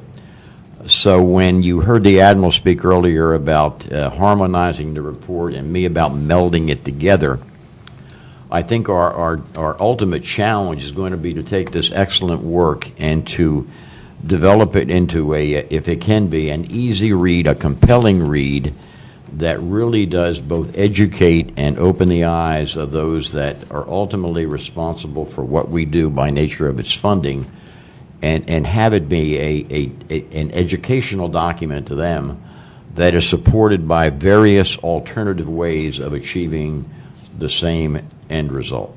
Thanks again. We're moving on to work group number 2, Dave Hall. And again, his is a more technical-oriented tasking. And Dave, we look forward to your comments. Thank you. Thank you, Mr. Chairman. Admiral, appreciate the opportunity to do this and move into the optimal architecture piece. And as has been said earlier, we are integrating what we are doing very much with what Jay and his group have been doing, and we are mindful of that all the time. I think the critical piece, too, as you said, Steve, was the melding and the pulling together, because I think that's going to be critical as we get to the final end of all of our reports.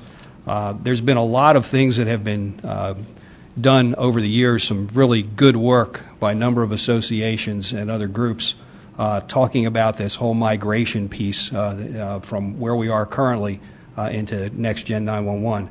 And what we see as a basic need, which we'll talk about as we get to the end of our presentation, is the roadmap, and as Jay mentioned, doing the cybersecurity roadmap. But I think the roadmap that's critical also is on the optimal architecture piece. Because I think that largely there's a lot of good people out there who want to make this happen. But there has been a little bit of a cloud associated in some ways with trying to make sense of what some of the reporting has been in the past. And that's one of the things that we as a working group have talked about and have dedicated ourselves to doing. In the opening slide, we talk about what has been mentioned here on a number of reports, and that's there's been 40 years of circuit-switched selective routing through the telephone companies. And customers rarely moved without those numbers without administrative control. The telephone companies largely made that determination. It was directly correlated to a physical dispatchable address. And we see with the IP evolution that is largely changing. Although cell phone technology existed as early as 1973, it wasn't until the mid-1980s that the major step occurred in mobile technology with our first generation evolution to automatic cellular networks introduction. We're on the second slide if we have that available to project. So from the 80s through today, wireless technologies continued to develop. We went to 2G, we went to 3G, we are now at 4G LTE evolutions, and I'm sure technologies will continue as things move forward. As we move forward with IP-based services, geographic information system location, moving away from the routing based upon phone company addings, and we'll see this as part of core services when we talk about that. Data-driven telematics will also become critical as we move into the next generation platform. The contact with 911 telecommunication will not solely be based by voice calls and callers alone. There'll be a variety of other options coming into play, including video. We have a text-based now that has started, but it also is its first generation and will transition as next generation comes into play. Session-initiated protocols, or SIPs, supporting real-time media, will provide that connectivity to 911 centers. And there'll be a variety of accesses of a variety of different technologies that will come into play, which makes it absolutely critical in that IP evolution, as Jay talked about, for the cybersecurity piece at all levels to become critically applied. And we have to embrace that philosophy and that change in our thinking. It is not something that we're going to be able to put a plug in the dike, so to speak. It's going to happen. It is happening, and we've got to be ready and prepared in order to allow ourselves to manage that change, not just allow that change to occur without our management. So as we took a look at that as a working group, and we had discussions, we asked the questions: what is optimal architecture related to the next Gen 911 evolution? Is there one best and optimal design? If so, what are the elements required for that design? And if not, what are the various configurations that could be combined together to reach whatever that optimal objective is? So we've struggled with these over the past several months, as we've reported out in previous sessions as well. These many other questions that have been confronting 911 decision makers as they attempt to make sense out of all of the competing information that I talked about.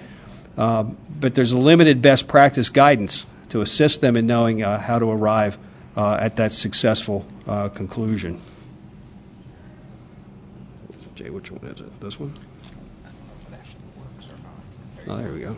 There we go. So the FCC tasked this working group with just that in mind. To answer that question, what is the optimal architecture for next generation 911?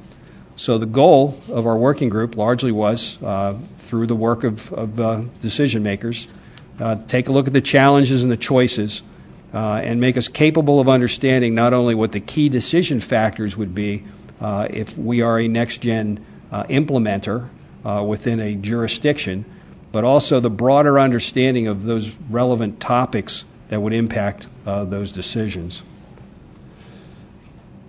And in assisting us with that as we work through this, we went through a number of iterations of how we have those discussions and what are the important factors. But we ended up subdividing, so to speak, among the working group into 3 subgroups, because we saw when you took a look at, and we'll see another diagram of the map that Jay had put up with his cybersecurity piece from a technical architecture perspective, but 3 largely groups or elements emerged. The first being access and the next-gen 911 core services.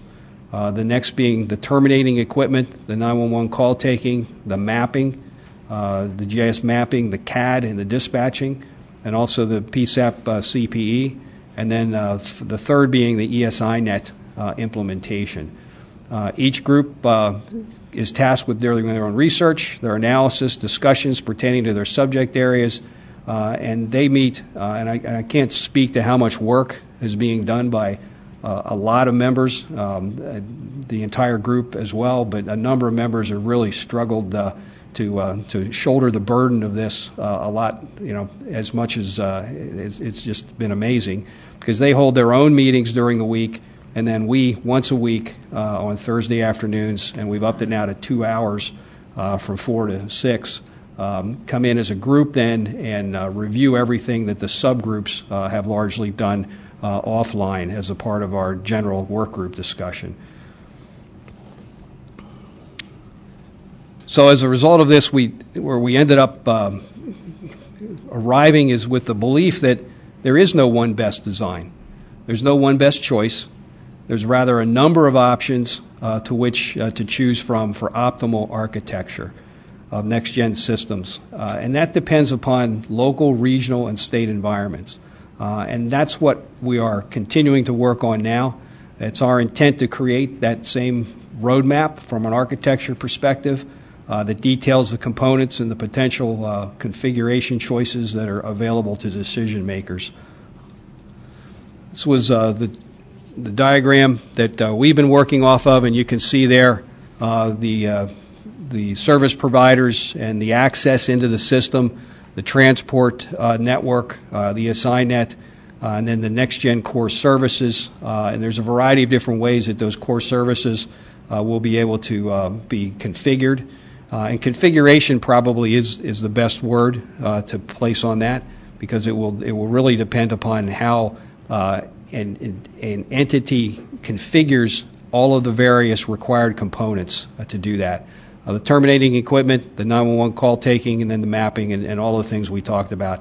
And you can see placed in that the multi-state hosteds, the network hosteds, the regional, the counties, a variety of different ways to pull that all together into creating what will be a next-gen 911 platform. So when we look at the major sections of the report that's evolving, the first will be an executive summary, which will give kind of an overview of that and an introduction to the sections then. Then Section 3 will be the current PSAP decentralized environment. We have pretty much agreed to Section 3 at this point. It's been reviewed by not only the working group, but also, or by the subgroup, but also by the working group in general. We are walking through Section 4, the PSAP optimization options. And then we're also be coming up on working on the ESINet. There's a lot of work on that, but that's not been considered by the entire group at this point. And then call access and next-gen core services optimization. And then finally, the optimization decision matrix, which we'll work on, which will pull all of the information from Sections 3, 4, 5, and 6 together, largely to create that potential roadmap for decision makers. There'll be a section on what our assumptions were, and there'll be a section on Section 9 on recommendations, and then definitions, because what we really want to try to accomplish is that all of the different groups across all of the different platforms that have come out with works on migration, that all the definitions that we use are consistent with all of those platforms moving forward, so that we don't have any one-offs in this discussion process. So we'll move into some specifics from some of these groups, and I'm going to enlist the aid of a number of the people from the working group. Each of these working groups has co-leaders that are responsible for working through the report structure, building that structure, and then working with their working group, their subgroup rather, to pull that together in language that can be presented for their section back to the group. So we'll move on to Section 3 and let Mary Boyd talk about that. Thank you, Dave. As Dave indicated, the sub-teams are made up of actually a lot of volunteers, and I'm just one voice of many on the PSAP CPE team. We have, just to remind everybody, it's a diverse group made up of representatives from both public safety, who are actually scribes to elements of this report, as well as industry, who are helping in the crafting of parts of the next generation elements of it. So I give this report on behalf of them and all the hard work, and I must say hours and hours and hours each week is spent on this team preparing this report. The Section 3, as Dave indicated, we have moved forward and that's adopted. However, I'll recap in that the decentralized PSAP environment, the intent behind Section 3 is to give a policy official an understanding of basically what the legacy PSAP world looks like and the elements within that decentralized environment. We move into, Dave, can you move to the next one? So there are two sections within 4.1, 4.2. 4.1 has come out of the sub-team and currently being reviewed before the full task force. The goal of 4.1 is to begin to move into a next generation environment in terms of what PSAP optimization models would look like. We do assume in this section that there is an ESI net, there are core services in a next-gen 911 environment that are available. But as we identify the PSAP considerations, Dave, can you move to the next one? We have several models. Once again, local government, regional, or state can choose from these models. But we identify in shared services role, that's basically a centralized communications center in one location, similar to Mr. Souter's operation. But then we also describe in 4.1 what we have identified as a hybrid model. You could have PSAPs working in multiple locations within a community, but they're sharing the same equipment. That may be an enterprise network solution, that may be a CAD system, but there are some common network elements. We also identify in our report what we've identified as a centralized call-taking model. Some of those that have been around a while, you may have also referred to as a neutral call-taking PSAP. Those are in places around the country. They serve critical roles actually in some very large cities in our country, and we felt we need to identify what they do and how they perform. The consolidation by discipline is also identified. That's perhaps a primary and a secondary role where they cooperate in terms of how their 911 systems are managed from a primary to a secondary location. We also get into a virtual description. That description is really when you begin to move elements of a next generation environment up into the network. So your call handling is hosted, CAD could be hosted, a lot of recording, a lot of different resources. So those are identified for our reader. I think this section was critical because it set the foundation for our next 4.2. And I just want to take a moment and thank everybody who worked on 4.1 because it was a long process. We are still reviewing 4.1. I think our readers will find it informative, and we couldn't be here at this point without the collaboration of our team. 4.2 is really about optimizing the infrastructure. That is where we're getting into architectural models. It becomes more technical in nature in terms of PSAP infrastructure. And that is currently still within our sub-team. Tomorrow we have a work session with Dave and the entire work group, but we hope to also continue the work on 4.2. Dave, shall I turn that back to you now? Yeah, thanks, Mary. And even though we're looking at a variety of different, as she mentioned back here on this slide, variety of different operational models, we have to understand that all of these are interoperable with one another. They are all next-gen compliant, and they will all share information in a next-gen world. So we're not building any one-offs here. We're just building, as I mentioned earlier, configuration and how you configure all of those next-gen optimal elements into a system that might work better for that jurisdiction. And that the decision, the 911 authority will make those decisions based upon what works best for them and what works best for their first responders also. David, in that vein, will you be seeking to characterize, and I'll just use an example from the bookends, a single technical platform for a single PSAP? The pro might be that local jurisdiction retains the most decision authority over all the technology they would use at any given time without any interdependencies with any other jurisdictions.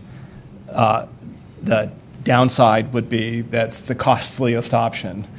A statewide cloud platform might be the cheapest per call cost of the way to deliver 911 services, but may result in jurisdictions having to cede decision authority around technical architecture, vendors, other aspects of providing 911 to a larger collective of governmental entities.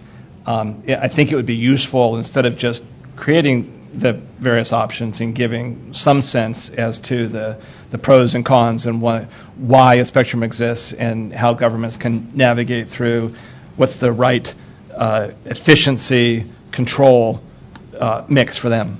We will be doing that, Admiral. The efficiency and optimization, economy is only one factor. So you may look at it and say, well, this is the cheapest way to do this, but from an operational efficiency perspective, it may not be the best way to do it. So I think that's where the different options come into play, and even though it may be more costly to do it in a way that a jurisdiction chooses, if from a funding model perspective they're willing to pick up the freight on the additional cost, then that's just something that they may make a decision to do. Where we have to concentrate on is the optimization of information flow between all of those PSAPs, and that comes into some of the assumptions later on, where we say that if a PSAP may have one configuration, whether it's a major city that decides to stand alone versus a regional where they're sharing things among the region, they're sharing core resources or core elements, they still have to be able to push information and data back and forth in call transfer through whatever platforms they do in a next-gen world. So I think cost is important. Raising the dollars to do this is important, but I think also critical in this is the efficient information flow from the caller who is calling and saying, I need help, through that process system in 911, and then to the first responders who are answering that call. I think that really becomes a critical element, how to get that information process flow as efficiently and as optimally as possible in building those systems. Yeah, Dave, thanks very much. I just encourage you to really identify those attributes and communicate them and not miss the benefits of scale. Because I used to think that that best control cost defense match was to operate my own email system in my own building. And now I am absolutely convinced that the exact opposite not only is less costly, but results in a much better, more defensible email system when you work at scale with millions of folks potentially contributing to attack indicators and other kinds of things. So please challenge the group with the full benefits of scale and not just automatically thinking that larger scale means I'm sacrificing quality, because quite often in the new big data application environment, that's not axiomatic. No, and we agree, and I think that speaks to what Jay's doing with his group as well. Great. That small can't necessarily do that better. So it's a blend of all of the different configuration options that have to come together to create the optimal blend. Yeah, thank you. So, okay, we would move back to the slide set then under the ESINet subgroup status, and Tony Montani is going to speak to that.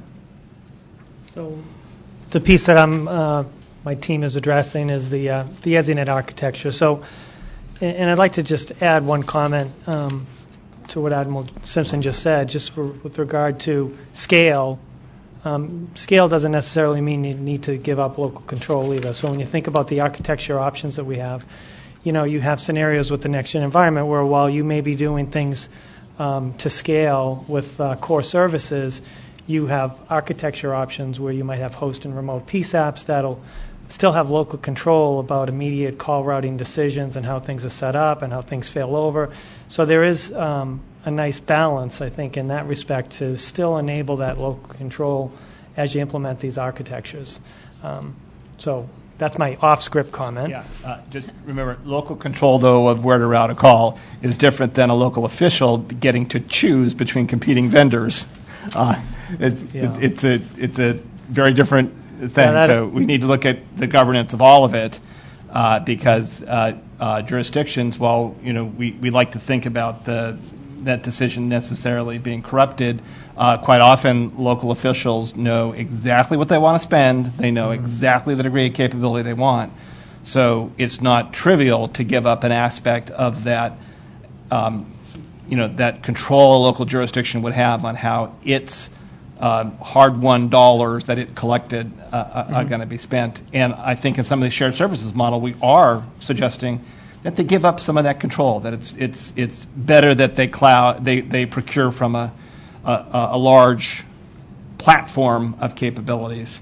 So anyway, I don't want to go overboard on the control piece, but I think we need to describe the range.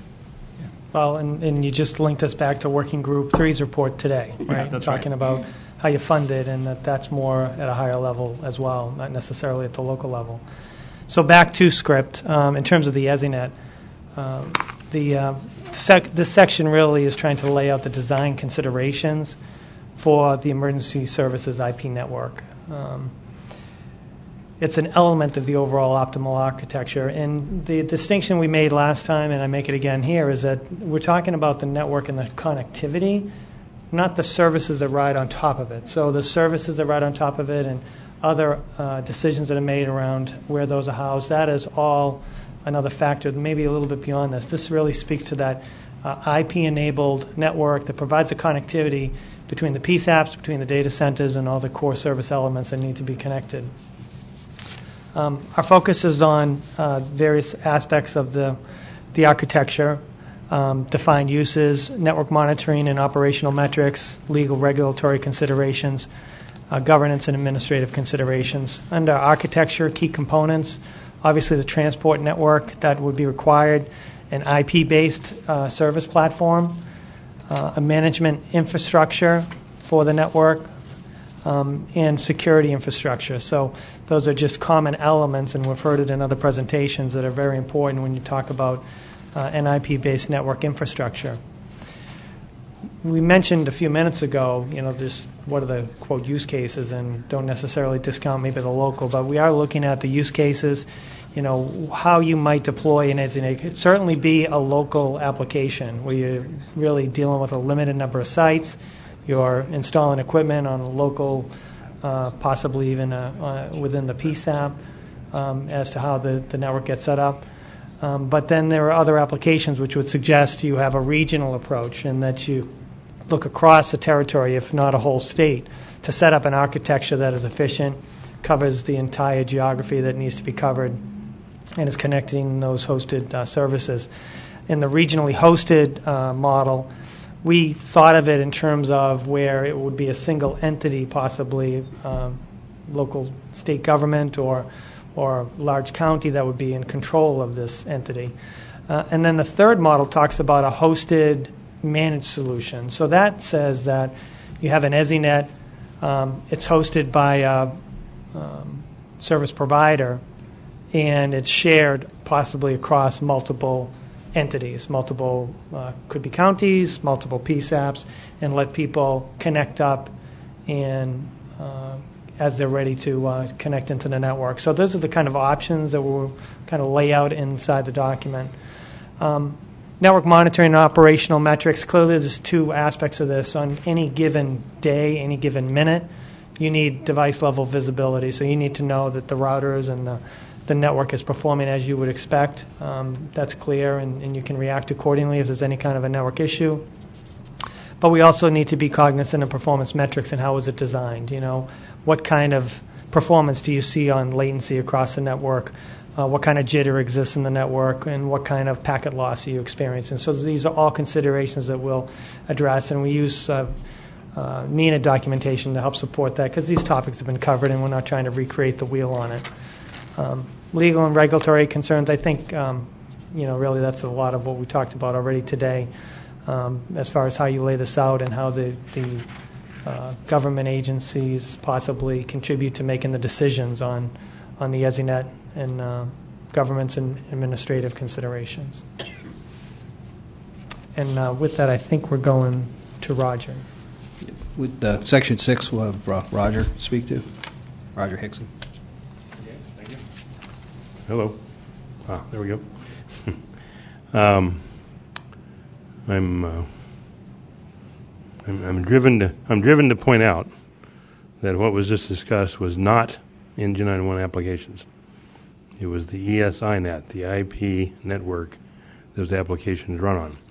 Section 6 is about both the access in more than one way to the 911 service model, in this case Engine 911, and the Engine 911 core services itself and the things that are involved with that. So we wanted to, in this section, describe the legacy access and E911 service system environments, identify the governance structures and operational models, the optimization options, and the factors that should be considered as part of Engine 911 service system optimization. We've identified in the entire work group, I believe, 10 optimization factors. Each one of those has pros and cons associated with it for each piece and each option of how they could be implemented.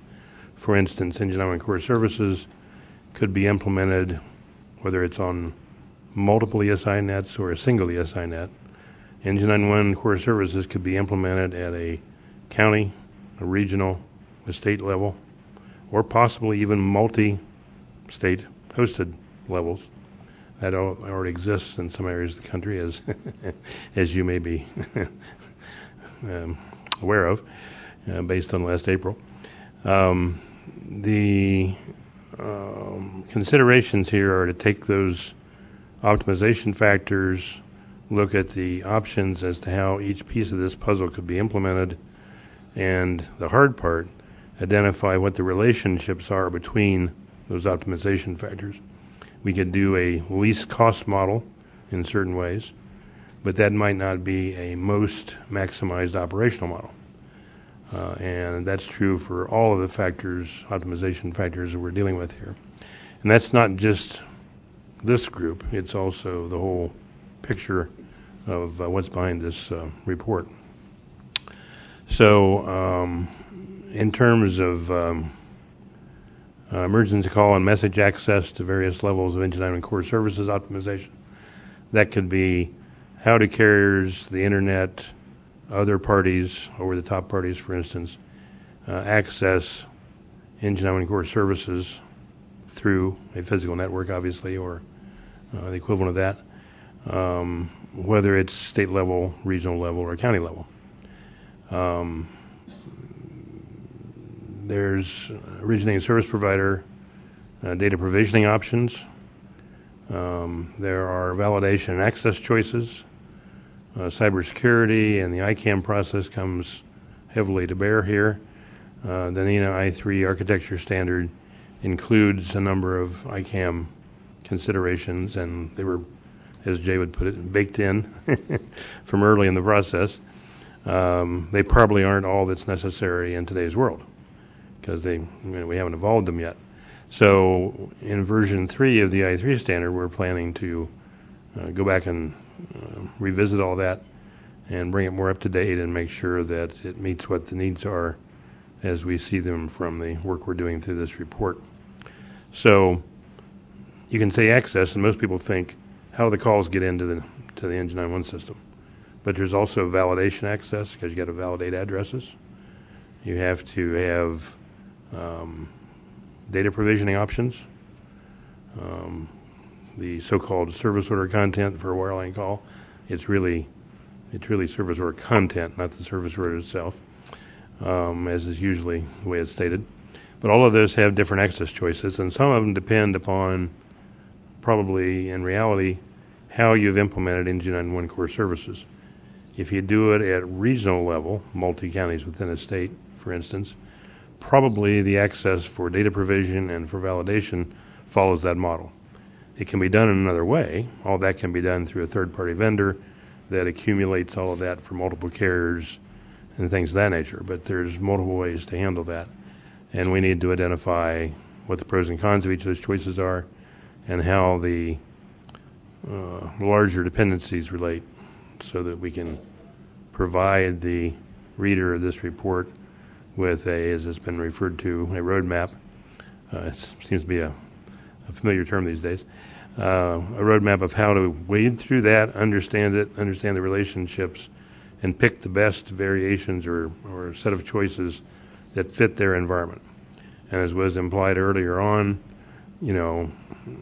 sort of less than neutral considerations can come into play there. Somebody might recognize in a 911 authority for a region, for instance, that it's probably better to do it this way, but I have factors over here, including my personal preferences, that say I want to do it another way. And I'm willing to take the cost if that's a higher cost option.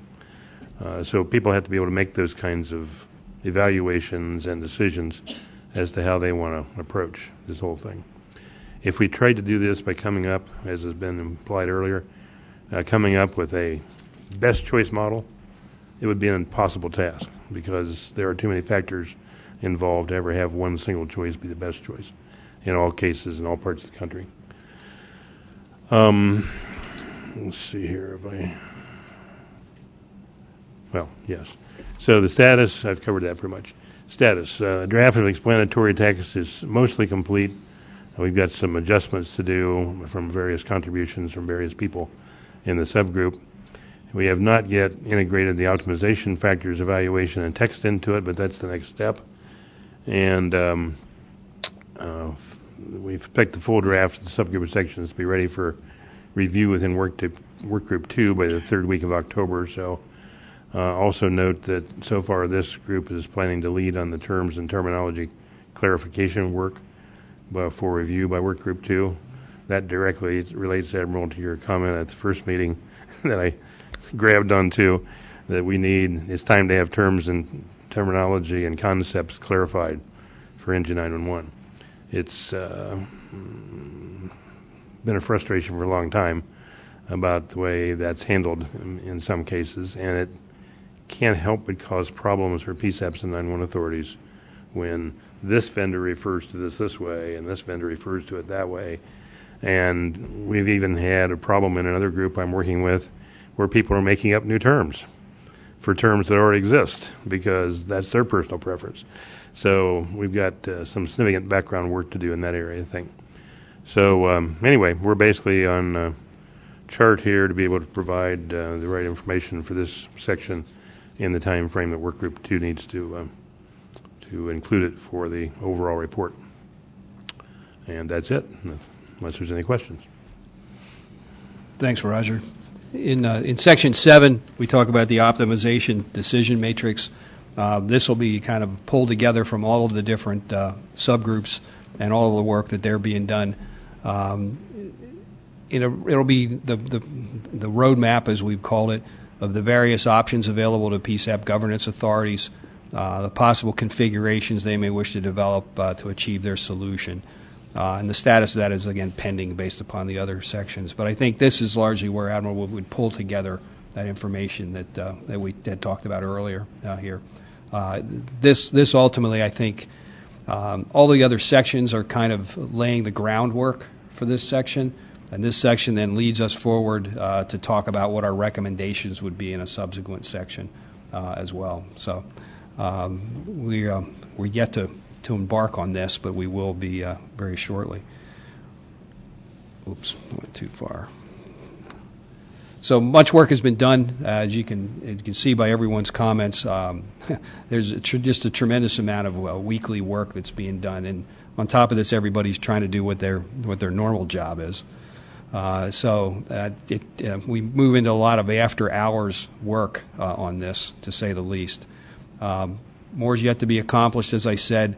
They're working to identify the optimal factors, the core components, the designs of optimal architecture, the configuration variations, the scenario options that might be available, and then that roadmap guidance. Because we think our charge largely with what you've asked us to do is to take and provide for the reader who might be sitting there going, the whole world here is clouded with this concept called Next Gen 911. What direction do we as a governance group travel in order to make sense out of it, number one, and then number two, pick the best choice for who we're responsible to provide services for. And that's where the optimal piece comes in, and that's what we're moving to accomplish by November the 6th. Thank you. Any questions? Dave, first let me commend the group. This really is starting to come into focus. You can see the framework you're using, and really tremendous work on a multivariate problem.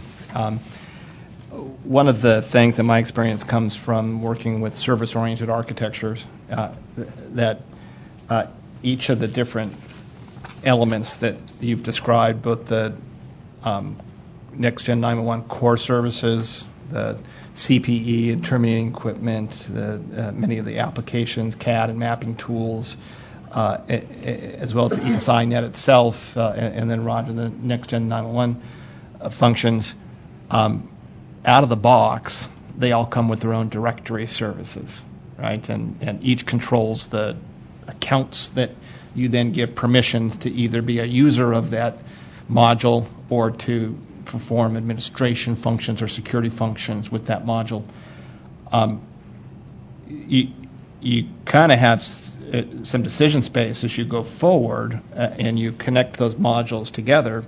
You can just trust all and open it wide open so that information in one module flows on the next one and transported over the ESINet.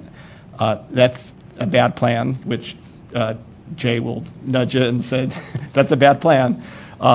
You can then federate the directory services of each of those modules so that there are trust relationships that would say, I'll give a user of the mapping function some permission on the transport layer to have their mapping element go to where they want to send it to. And then you have to define those trust relationships. Another way to approach it, though, is to treat directory services as another module, another block on your diagram, and then have each of those modules draw their directory services from that single authoritative module. That in the SOA model is very attractive from both an efficiency standpoint and a defense standpoint, because then you're not having to deal with a bunch of trust relationships which an adversary likes to exploit, and/or who gave them permission to do that? So it might be worth exploring directory services as an additional module to the ones that you described, or maybe a part of either core services or a part of the ESINet, where you would pick one of the modules you have and draw directory services so that you can do ICAM in a coherent way across that, drawing from that one capability. Good point. We will do that. Thank you. Yeah, that is the concept we built into the I3 architecture, that we have a common identity and access management process in there that operates as its own logical device, if you want to call it that. We don't typically show that in high-level diagrams, but it does exist as a design feature in the I3 architecture. Yes, I think, and I would encourage you to bring it up into visibility of the high-level diagrams, because that's where you're going to give accounts and permissions. Right. And if a local jurisdiction that's used to establishing their own accounts and establishing the permission for those accounts is going to buy into this larger collection of shared services, whether that be at a regional level or now at the state level, that's kind of a big deal, giving up their ability to establish accounts and assign permissions to those accounts. Yep. So the clearer you can make that early on in the process for the folks that have to make decisions on, am I willing to give up some aspects of control to buy into the benefits of shared services, I would encourage you to have at least an element of that bubble up into what you're presenting. David, Mary, Tony, and Roger, thank you for an excellent report. We're beginning to come to closure here, but before we do, I'd like to go back to a brief comment that Jay mentioned in the previous report having to do with the human element, as I'll call it. We've talked an awful lot about technology in all of our meetings, and I know it hasn't been off our radar screens because we talked about it within our meetings as well. But as the report begins to reach the point where it's melded and where it is total and where it is informative to the electeds and others, I would like very much for everybody to give due consideration to what I will call the guy at the end, the gal at the end. Because every 911 call is answered by a call taker, and the call that's answered is dispatched by a dispatcher. And they are just as important to this equation, just as important to this architecture as any of the things that we have devoted a lot of time to. I understand that a nationally recognized retailer that happens to be headquartered in Seattle, Washington, has a very unique organizational chart. And rather than it be traditional where the CEO is at the top of the chart or the top of the pyramid and the workforce is at the bottom of the chart, they've elected to do just the reverse of that. And the CEO is at the bottom of the chart and the pyramid is reversed, and at the very top of the chart is the workforce. And if you know anything about that very nationally recognized retail firm, they consistently get the highest grades for customer service of any retailer in the United States. And ultimately, that's what we in the 911 world are all about, customer service. So if you think of our call takers and our dispatchers as being at the bottom of the pyramid, figuratively speaking, above them are the entire workforce and assets of the nation's law enforcement agencies. And above that is the entire workforce and assets of our nation's fire rescue and EMS agencies. And above that are the 340 million people that are residents of the United States. Those 200,000 people at the bottom, if you think about them as only working one quarter at a time, roughly 50,000 people on duty 24/7 have the responsibility ultimately of every law enforcement, every fire rescue, every EMS, and every resident in the United States of America. They are truly the most unsung of the unsung heroes. We haven't forgotten about them, but we want to be sure that we adequately and appropriately address their critical role in the next generation and the architecture of the future, and they not get lost in preference of things simply as technology. They really are the first of the first responders when you think about it. They may not get out of their chair, they may not get in a truck, they may not make a lot of noise and blow whistles and flash lights, but every call is handled by them. And I know that Jay and APCO and Brian and Nina and Lori and the National 911 Office have not forgotten about that element. But as this potentially high-profile effort of ours continues to mature and ultimately comes to a closure, I certainly want to be sure that those first of the first responders are given the appropriate recognition as to where they are in this ecosystem that we call 911. As I said at the outset, our next meeting is on the 6th of November. At that meeting, the same thing will occur with work groups 1 and 2 as did with 3 today. We'll vote on that, and there'll be opportunity to comment on that, and we will then move for acceptance of those 2 work groups. And then we work into another phase of the development of our end product, and that's where we meld or where we blend or where we harmonize and where we make it a document that is truly readable, that is educational, and that will allow everybody that is impacted by what we've done and by 911 have a real good sense as to what the issues are and the multiple opportunities and choices they have within their individual communities to advance in a way that is best for them the adoption of Next Generation 911 and all that goes with that. So to each of you, I thank you for coming today. Safe travels home. Be safe, and I understand it was supposed to rain late this afternoon, so we exit the building. I hope that you brought your umbrella. Have a great day.